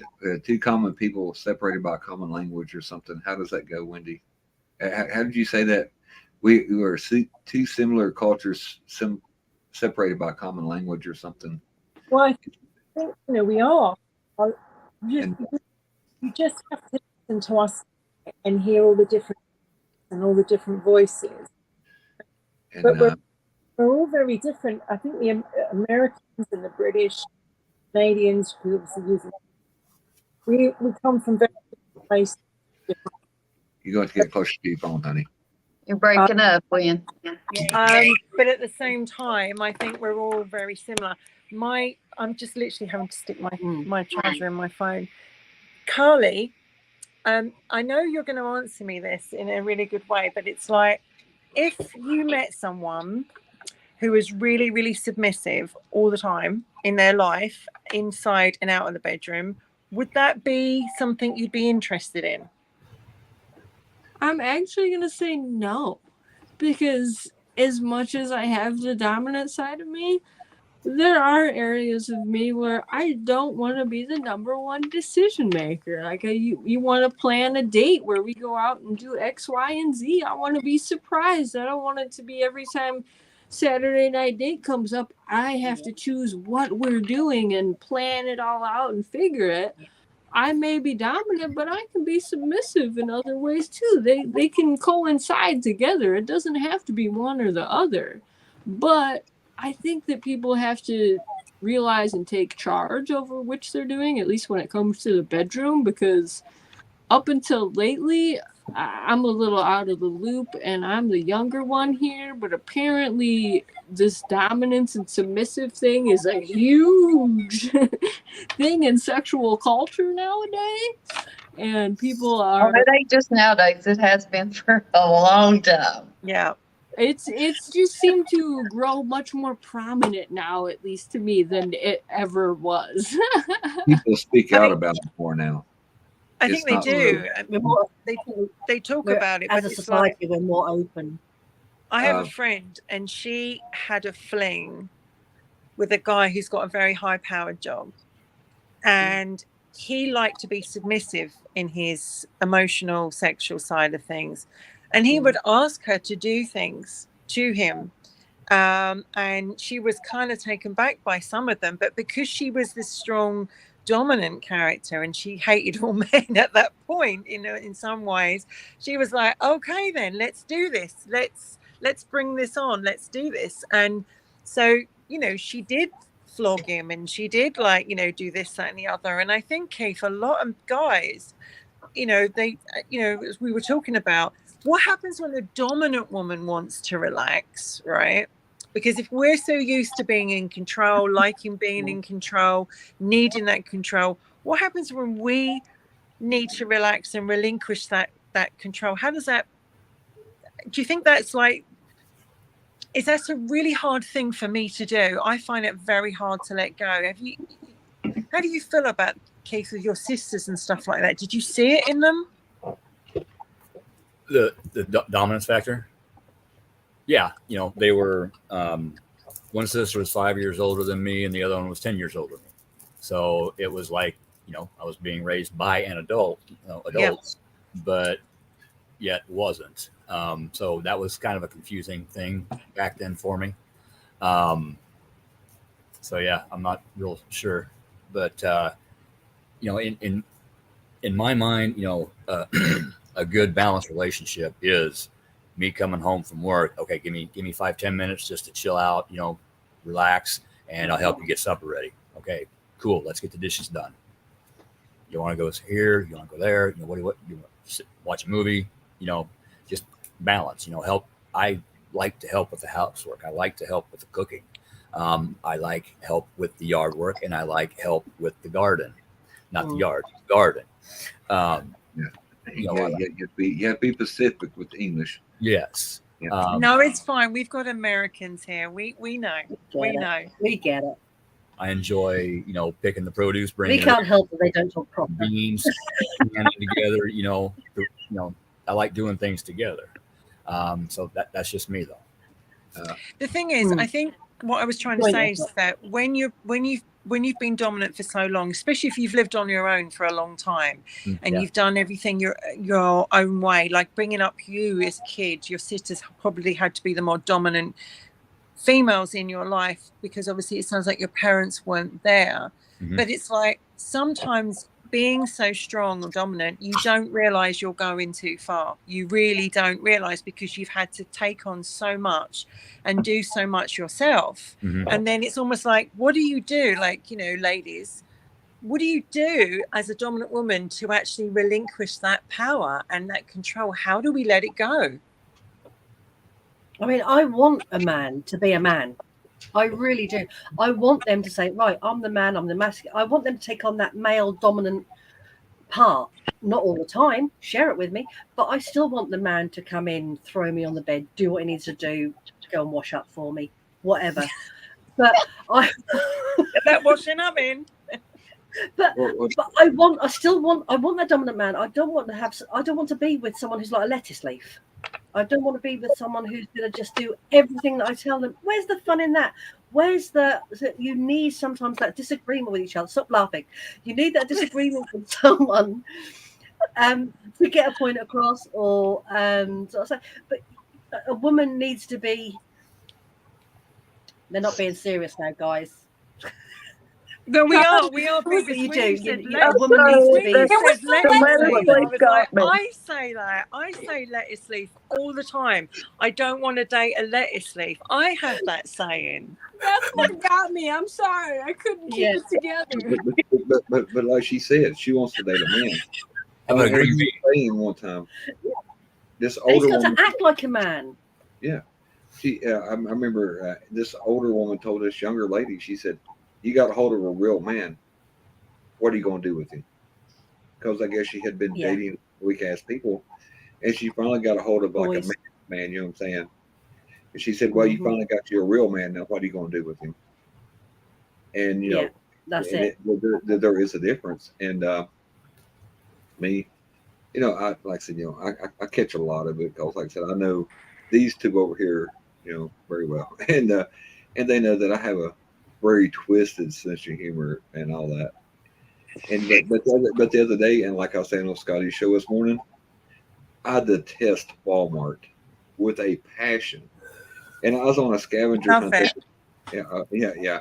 I was on a scavenger hunt the other day for Pioneer Woman stuff that has Bassett's because I know it makes her happy. Does that make me weak No. to go somewhere No, that that actually makes you man. You're showing it's not weak, sensitive, Yeah. and thoughtful, but not weak. and that's what, Walmart, Wendy, is that like a B&M? It's like Asda. It's the same. It's, Okay. imagine Asda, but much better than Walmart. I wanted to Oh, ask God. the boys this Okay. because we know as dominant women what we're like, but it's I'll like, take that first, Keith. What the hell you mean, boys? No parent my ass with an Indian I'm blanket. so Yeah. sorry, gentlemen. I will say gentlemen. Sometimes having a dominant woman is not always easy because there's a negative side to it, and it depends on the person and the personality. But there can be a lot of criticizing and complaining and making you feel quite small. There can also be isolating you from, perhaps, I don't want you to do this. You're going to do this now. If you don't do this, this is going to happen. This can be signs of, taking over, having complete control. Also threatening you, physically threatening you, coming on to you and saying, if you leave, I'm going to do this, or if you do this, I'm going to do that. There's also, if you put weight on and they then, criticize you, there's two sides of a dominant woman. There's the positive and there's the negative. And like everything in life, there's good and bad, black and white. Sure. So as those guys, as the gentleman, I'll ask Keith, let's start with you. How would you, that would be something that would really, I would imagine, affect you quite a lot. And you'd Yes. want to get the hell away from that, right? Yeah, absolutely. my first marriage, I was after a while, I was constantly told that I literally slept in bed, to the point where I thought I did.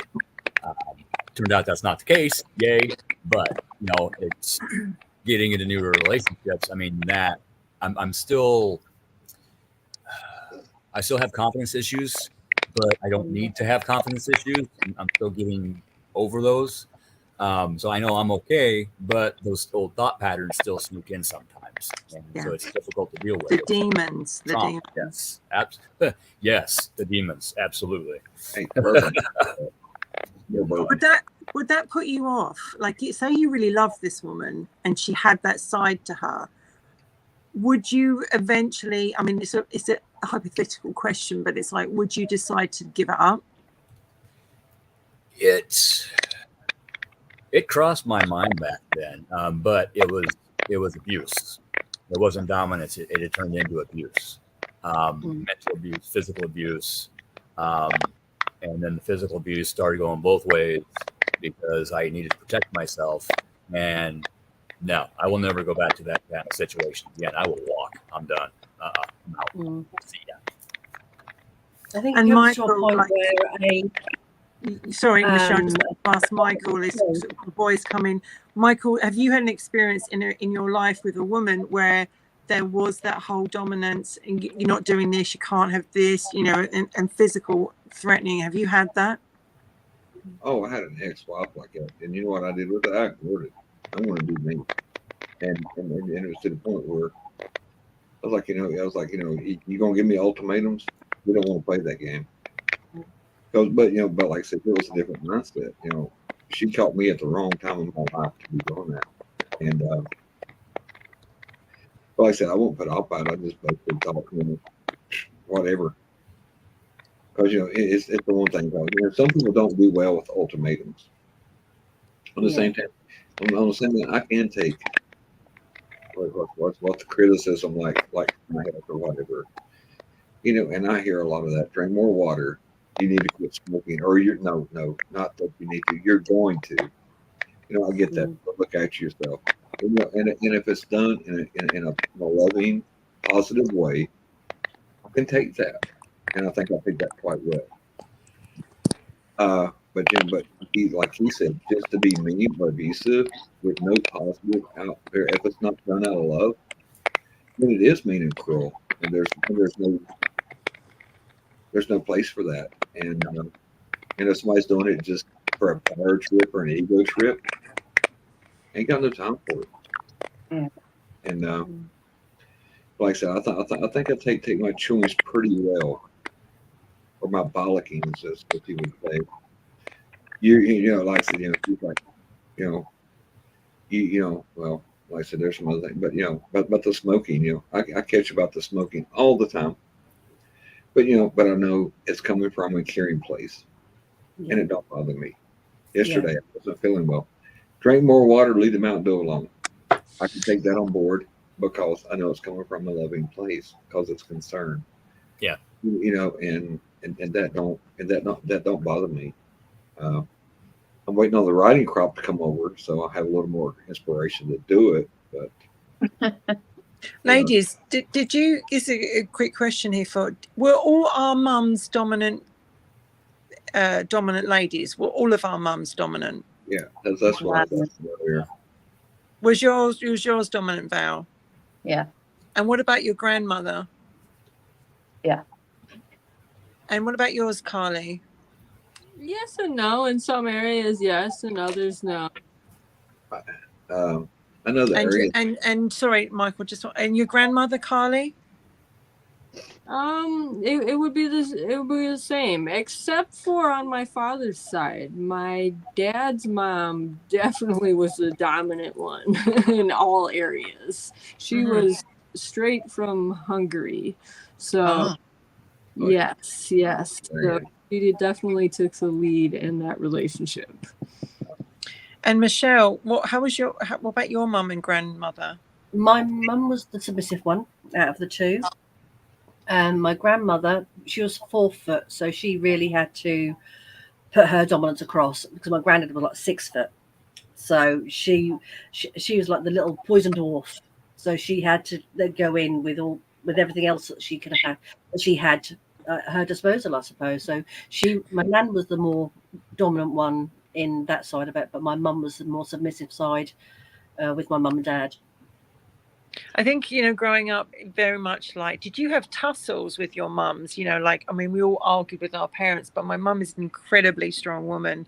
And there were times that I would try and bring up my personality or my view, and it was very much pushed, not pushed down, but, it was perhaps not allowed to fully. And I think that comes with age and experience. And Ashley has written here and says that some people can be abusive and just claim to be dominant. Absolutely. I mean, there is a difference between being abusive and dominant. Sandra says her dad's mum was dominant. And Ashley also says she'd rather stub both her toes than ever go to Walmart. And I'm like, what are you missing? It's brilliant. The only reason she says that is because they have all the Pioneer Woman stuff there, and the Pioneer Woman has Basset Hounds. But the thing is, I actually bring an empty suitcase when I come over to Canada, at least, because I go to Walmart and I'm buying all the stuff, the cookies, the crisps, I'm bringing them home, and it's so reasonable. So for me, it's kind of like, and when my friend comes over here, she goes to Asda, and she's buying all the stuff as well. So, but it's like, before we finish this subject, there's a couple of things I just wanted to ask each of you. What area of your life do you wish you were more dominant in? And what is, let's start with that question first with Val. What area do you wish you were more dominant in? Oh, Lord. I think as far as just everyday, not necessarily business, but, financial side, making big decisions, being able to, to do that more aggressively, I guess. Mm-hmm. I don't think I wish to be more dominant in any other part. I think I feel like I'm a good balance of both. So you feel like in your financial way and in to be more in control or to be oh, I see. Okay. Yeah. And Keith, how about you? How about your area? What would you like to be more dominant in? Work, my job. And if the way things keep going, it's going to happen. I love my job. Don't get me wrong. I like my boss, but he is one dominant SOB. It is his way only. But the only thing is, every other tool that we have to rebuild, his way changes. So we're going to have to sit down and have a chat. But yeah, it's work. I worked at Napa for 25 years and was always timid, didn't want to ask for a raise. I'd get a raise every 4 years, whether I needed one or not, but I'd have to threaten to go work at Carriage in order to get it. And finally I just had enough and said, look, I'm done. And he didn't even realize all the stuff that he had been doing and ignoring. I had injuries where he refused, workers' comp. I still have issues with those today, but I didn't have the money to hire an attorney, blah, blah, blah. So here I am. But we have to find a balance. We're just going to have to sit down and have a conversation. And I got my coworker as backup because she's noticed the same things. So, we all three need to just sit down and say, hey, because when he barks, she's kind of timid. She's got, childhood trauma that she's dealing with. And she cowers down and just shuts up, and that's saying something because she's a Gemini and she's just blah blah blah blah blah blah blah blah blah, blah, blah all day long. But yeah, work is the thing that I'm gonna have to step up a little bit. And Michelle, for you, what area of your life would you like to be more dominant in?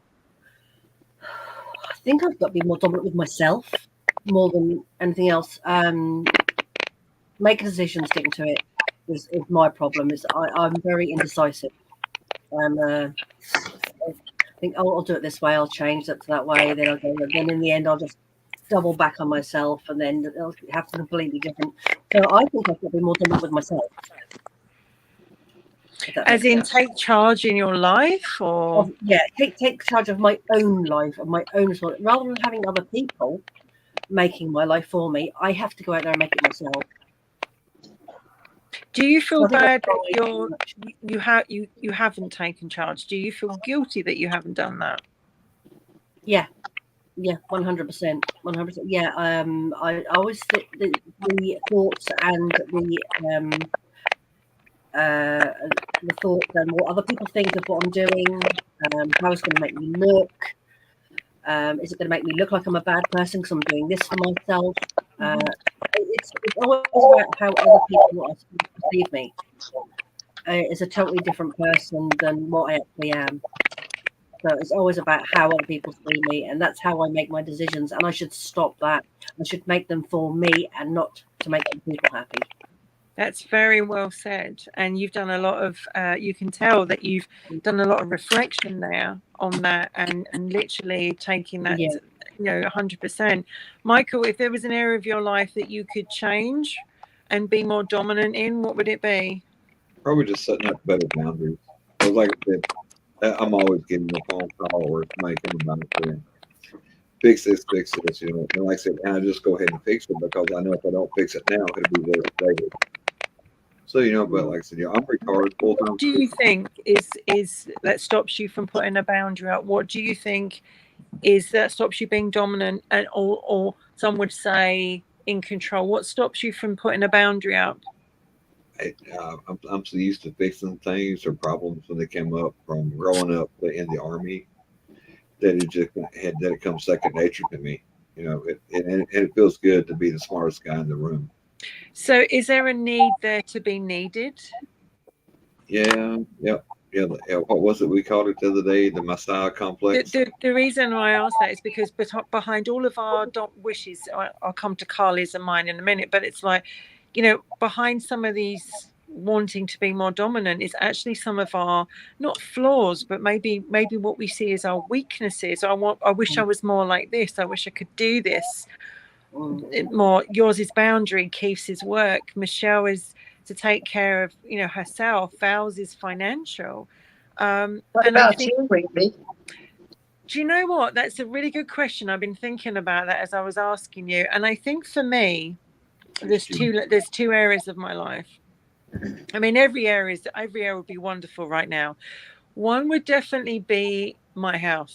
I wish I could be dominant in my health, where I didn't have so much going on causing so many issues, because I feel like I've had to suppress Wendy for many, many years. I've not been able to be perhaps the Wendy that I wanted to be, which was go out and buy a home and travel and do this and do that, because my health held me back, and it stopped me being this strong woman that wanted to go and buy a home, that wanted to go and travel, that wanted to go and work hard. My health, one way or the other, stopped me from being that person. And I think that I've had to come to an uneasy alliance with it over the years and go, I know, look, we've got to work as a team, and it doesn't work if we don't work as a team, and it's part of me. I think the other half that I wish I was more dominant in is where I lived, because I've wanted to live in Canada for many, many years. That's never changed. It's still very much prominent in my life. And I find it very frustrating that I'm still in the United Kingdom. As much as I'm a proud Brit, I would prefer to spend that and travel obviously around the globe and visit different countries. I would prefer to live in Canada, and that's not changed. And it's not because America or Italy or anywhere else isn't lovely. I think it's where my heart is. So I feel angry at myself that I'm not going where my heart is. So I think if the two areas of my life that I find the most frustrating and I wish I was more dominant in to make happen, and it's like I can't just do those. I can't let my health, I can't always take control of my life in that way. I can't always just nip across the country. So for me, those are the two frustrating where I wish I was more dominant. Thank you for asking me that, Val. How about yourself, Carly? I'm waiting for last. It's coming. I mean, honestly, I'm pretty dominant in most aspects of my life, but with you and others, I struggle with health issues. But I advocate like a MFer for that, and it's a full-time job just handling my chronic illnesses itself. So, can we change the question to I would rather have an area that I could be submissive in? Ah, okay. Well, let's ask you that. What area would you like to be submissive in? Oh, I didn't know you were actually going to ask me though. Go on, let's go. What area would you like to be submissive in? Roger, take notes. I would have to say maybe the bedroom sometimes. I might have to take the lead a little too much. This is an interesting conversation. I'll never look at Roger in the same way ever again. So for you, it's like you kind of just want to release your power sexually. Mm-hmm. I want to be the one to lay back and have all the demands done to me without having to make the demands myself. So here's a question then. So why don't you allow that to happen? Because then there's the dominant side of me that needs to stay in control. But why is there that side to you that goes, do you know what, tonight, Roger, you're on, right? It's your show. That's a good question. I'm gonna have to ask myself and go back and forth within my head back in there after the show. And I think the problem is when we are submissive, especially in the bedroom department, and it's terrible. And I'm not saying everything it always is. You're actually like, oh, I'm not going to do that again in a hurry. I'm not going to do that, right? What was it? Meatloaf said, "I'll do anything for love, but I won't do that." Yeah. Bingo. So let me ask, that's a good question to end on. Val, if you could be submissive in anything in your life, what would it be?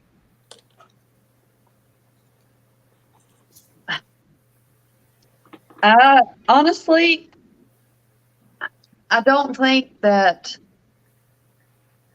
things are dominant and submissive. I think most of my life is in the middle. Imbalanced, okay. I think I'm able to give up dominance or take dominance. I don't think there's aspects that that I'm unable to be one or the other. I'm seeing a pair of scales when I look at you, very much like the balance, Right. Michelle, what would you like to be, perhaps, if you could relinquish power in something? What would you like to be submissive in? Control. I like to be in control, so I need to be in control of, I think, every aspect of my life. I would like to have that taken away from me sometimes. Let somebody else take control in any part of my life. That's a very interesting topic, because that's very big. That's like, are you talking all areas? All areas, because I just feel like I have to be in control of every single area of my life. And Carly's the same, yeah. Yeah, not to a dominant side, but I have to be in some form of control of my life. So for somebody else to say, right, I'm going to take that away, I am now in control of what happens, would be lovely. Even if it's just one part of it, any part. Just. And do you think you'd find it easy to give it over, though? No. So even if they said to you, literally take it away from you. It needs to be taken. Just take it. Take it.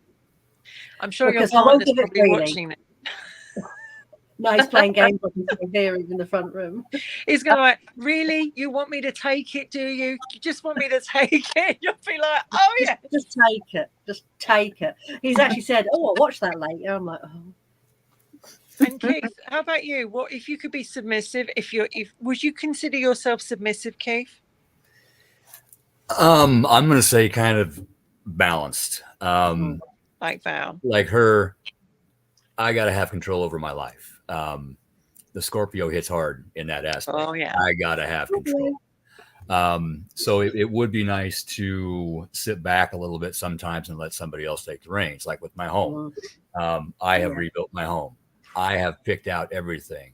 I have decided what sink I want, what bathtub I want, what shower I want, what color I want the faucets. But when it comes to like curtains, curtain rods, stuff like that, nah, I ain't no good at that. So I would like to have somebody come in and assist me with those decisions. But that's going to be very difficult because, okay, but not those. That's going to be where I'm at, you know. So we're going to have to find something that we both agree on, and that's going to take conversation. So it's just going to be a process. So you'd like to be more submissive in your home life? Yeah, a little bit. Yeah. Have someone come in and help balance the. Yeah, so it's exactly. not all you doing it, okay? And Michael, for you, what would you like to be submissive in? This will probably surprise a lot, but probably in the bedroom. I am tired of being the bedroom general. You know, Bedroom general. Oh my goodness. you know, I am trained not to leave the battlefield until everything is conquered.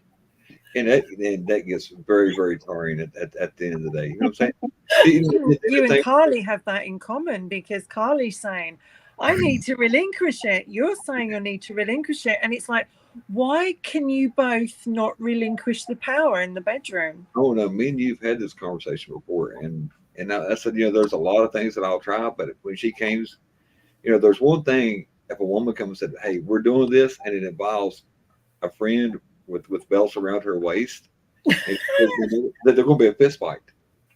Oh, you want to dress like a man? I will fight you like one. That is not going to happen. And he's like, yeah. When they say, oh, we're going pagan, I was like, what?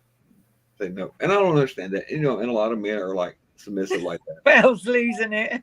You know, these guys come up and said, oh, where's the women who peg men? I'm thinking, what the fuck is wrong with y'all? And That's a little TMI. Roger says that Carly can't keep up with me. Don't let her fool you. So he's actually speaking up for himself. And Carleen says, I'm working on reinventing myself. So what comes out should be interesting. And he says you're paradoxical 24/7, Carly.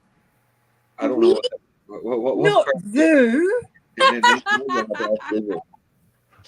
Paradoxical. For me, what would I like to be more submissive in? I think it would be, and it's a strange answer, but right now in my life, I think it's something, is my fear. I'd like to actually give in to my fear because I have quite a few fears. And for instance, I'm having a procedure, as you know. I cannot give in to general anesthetic. I cannot be knocked out. I fight it. I won't give in to it. I'm like, I've got to stay in control. And they're going, go under, Wendy, go under. And I'm like, no. And I cannot let go of that control. And it terrifies me because I'm not in control and I've got to give my health and my life over to someone else. And I think I have anxiety and I have panic attacks. And I think sometimes when they happen, I want to give them up. I want to relinquish myself and go, instead of, no, come on, you can do this. You know, you've got your shit together. You can do this. I can just go, it's fine. It's okay to feel like that. It's okay to be like that. So for me, it's very much about giving into my fears. I'm scared of deep water, so I don't go on a boat. I'm scared of small spaces, so I don't like to go into anything I would like to become more submissive and go, I'm going to do that. And Sandra writes that she looks after her mum and sometimes her brother, and she thinks she needs a break as much as she loves them. And I think what she's actually saying there is that sometimes you just want to relinquish the control in your life and someone come along and go, it's okay. You don't have to be great in bed. You don't have to be the general. You don't have to do everything at home. You don't have to beat yourself up for what you're doing and what you're not doing. You don't have to be strong all the time. You can be more like Val, who's got it like going on with the balancing act, right? Yeah. I mean, I think it's good for you to not necessarily give it up, but know you can if you want to. Yeah. It's kind of like having a car in the driveway. Even if you don't go anywhere, it's there if you want to. Yeah. So, when someone takes that car away, it takes your options away Yeah. and your choice. So I think it makes you feel better if you do have that choice. So what have we learned tonight? Well, we've learned that Kylie is paradoxical 24/7. And that's the word of the week, paradoxical. Paradox. I'm still trying to figure out what that means, but anyway. we're all gonna like leave here and check it. And the fact that Roger is actually saying, "Don't let her fool you." So this is we've learned a bit there. We've learned the fact that Val is so chilled out. The woman is so chilled out on either side. It's brilliant, and I wish you were in my life, Val, because I could do with some of that. Yeah. We've learned that. Chill. We've learned that Keith is like gonna like take more women's like comments like, you should get blue for the curtains, Keith. You should get like pink or something like that. And he's gonna go, really? Do you think so? And we're gonna go, yeah. So don't be afraid to ask us, Keith. We're here for you. All righty then. Just send us pictures. We'll make decisions. All right. I'll keep that in mind. Well, you should do. I'm genuine. We've learned that Michelle is like going to get off this and she's going to go, I really enjoyed that. I'm going to go and beat the colleague up at work and take control. And because you need to, honey. I mean, your job sounds, I know is it a little coffee shop or cafe? It's like, I've got a little cafe, which is only on a little council estate. But I also have a sandwich van that goes around all the industrial estate, selling stuff to all the workers. What's the name of your coffee shop? It's Shell's Almond Bakery. Ah, okay. Hey, if you're interested in expanding, there is a big food truck set down here. I got to do something with. You can always expand on this side of the pond. Yeah, I'll Oh come my do that. God. I think I did Michelle also needs her husband to kidnap her. Yeah. Yes. Hey, he can always bring handcuffs home. Yeah. I've been Yeah. waiting and waiting and waiting. It never happens. I've had to buy my own. I've had to get my own. Show him 50 Shades of Grey. I think you just go and buy them. I think you just go I and just buy watch, them. I just watch Supernatural. I'll be absolutely fine. I'll sort myself out. Well, Oh, I remember the first time I bought out the handcuffs, it was like, where'd you get them from? And who did you use them with? And, and a lot of people can be a bit suspicious about that. We've also learned about Michael that he wants to be, certainly when it comes sexually, to be more, it's okay to let go. I don't have to be this, 24/7 general in the bedroom. I can just actually lie back and think of America and perhaps enjoy it a bit You more. need to be blindfolded, I think. I think so. See, if someone put handcuffs on me or tied me up, I would have the biggest panic attack that Would you really? Okay. That is- ever ever was. just let me And know. I've got to admit, I'm the same with you. I don't like Yeah. being tied up or handcuffed. I'm the Best- one that does the tying up. Best restraints, Hey, tights. that's I what can't. Sprang They stands don't hurt for. your wrists. If I can't move where I want to move, I lose it. Carly, Oh, what have you yeah. got there? It looks incredibly interesting. What do you got? It's a bit the rope. You said tying up, so Oh my God. I got the rope out. We are going to have to do the episode on the battery operated boyfriend because so many people have written to us saying, when are you doing that one? Buddy bop. Oh, please invite me. Roger says Michael wants it to be okay to shed a tear after sex. Emotional release.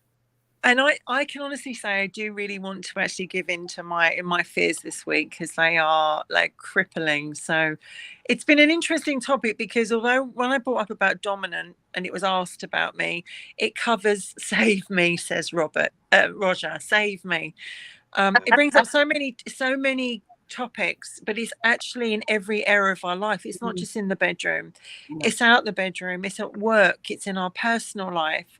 You know, boundaries is really important. If somebody is too dominant in your life, you have to put up a boundary and go, there's a boundary. Yes. If you want someone to be more dominant, Chloe, you're going to have to say to them, you need to do this. This is what I want, right? And Michelle, like, it's the same as you. The only person who's going to be able to do this is yourself, like me. Yeah. Yeah. That's like I I'm said. the only person. You're talking about have to do it till you can find a replacement. Just go ahead and find a replacement and say, hey, you can't follow simple instructions, dude. Yeah. Kick rocks, whole ass. Yeah. Yeah. And that will take so much stress off you, honey, that you would not believe it.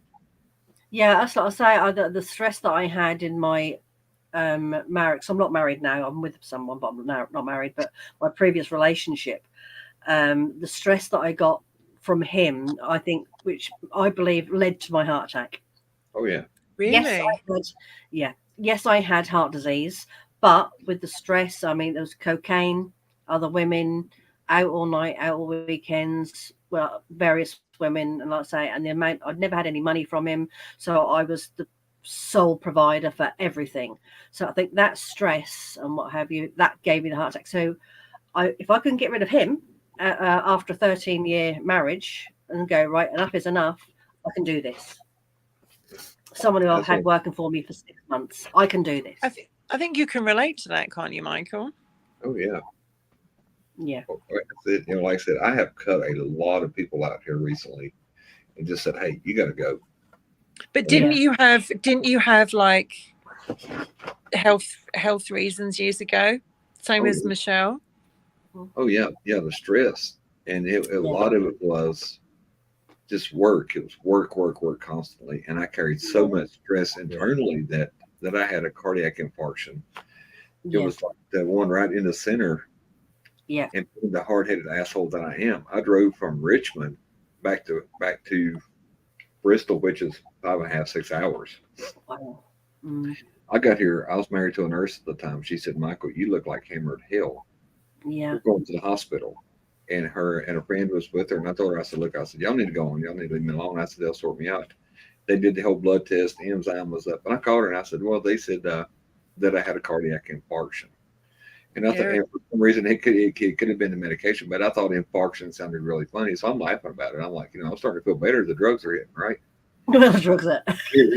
So I call her up and she said, "Well, what did they say?" I said, "They're saying something about a fucking infarction or something." She's like, "You dumbass, you've had a heart attack. We're coming to you." I'm like, I've never heard of it before. I'm like, no. I said, they never said the word heart attack. I said, they said infarction. She said, it is the same thing. I think they say things like that because they know you've never heard it, and it sounds less, it makes you less anxious than saying you've had a heart attack. And like that. And, yeah. Yes, I'd rather them say that to me than saying it. Actually, in all fairness, when I had my heart attack, I was moved from one hospital to another after the blood tests, after they'd realised the severity of the heart attack. And I was sent to the Norfolk and Norwich Blues and Twos, full blazing, straight into theatre at 11 o'clock at night. And not once did anyone mention that I was having a heart attack. It wasn't until I had my stents fitted. And I went, and they said to me, "Have you got any questions?" I'm like, "Yeah. Have I had a heart attack?" Yeah, pretty big one. When I was going through Walmart the other day, I was talking to a friend that's in school because he was looking in the buggy or whatever. And I told him, I said, "I heard you was sick." And he's like, "Had a heart attack, whatever." I said, "Well, I had mine at 39. He said, "Well, I see your heart attack at 39 and I raised you a stent." And we can joke about it now. Yes. Yeah.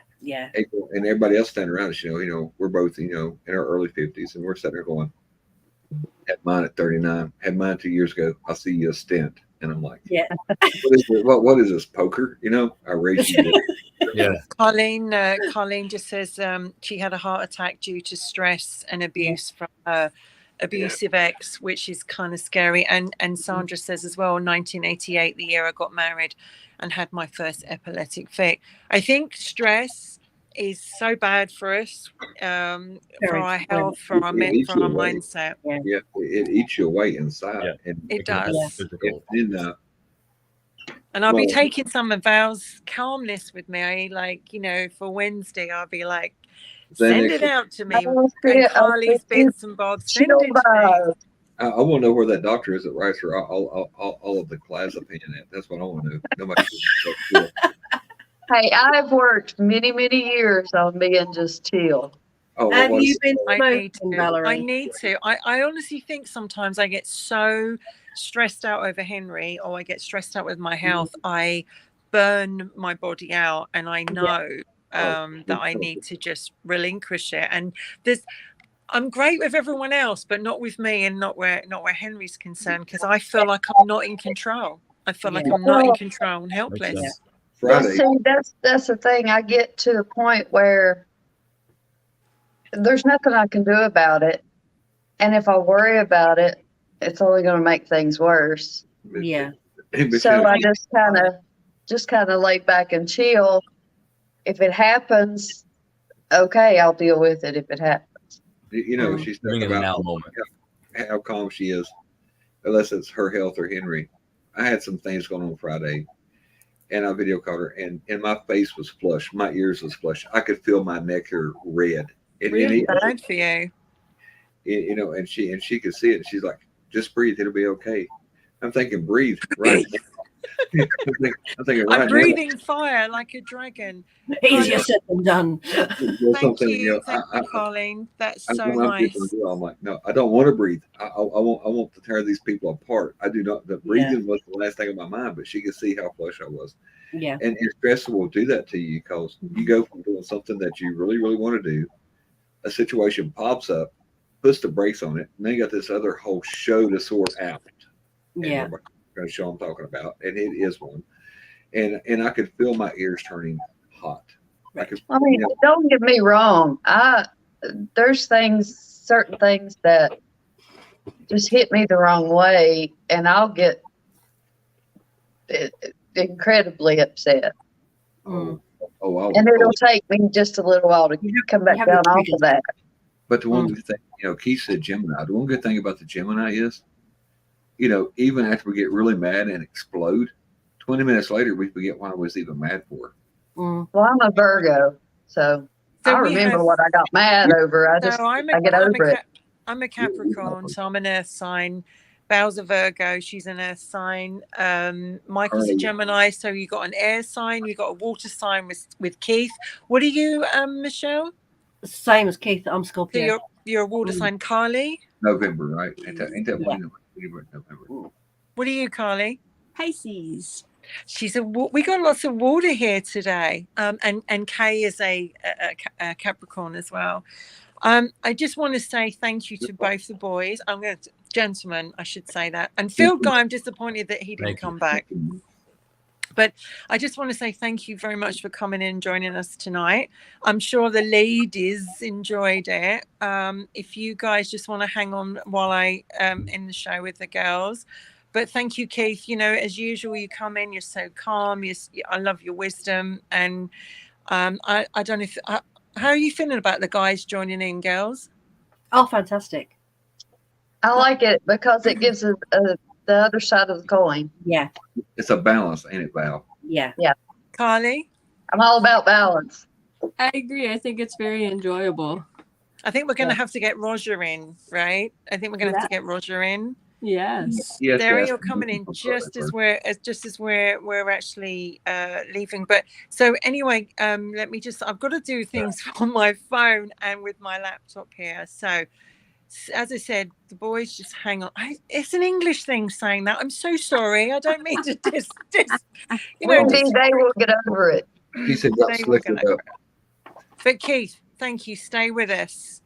Michael, thank you so much for being here and giving us your input, and stay with us too.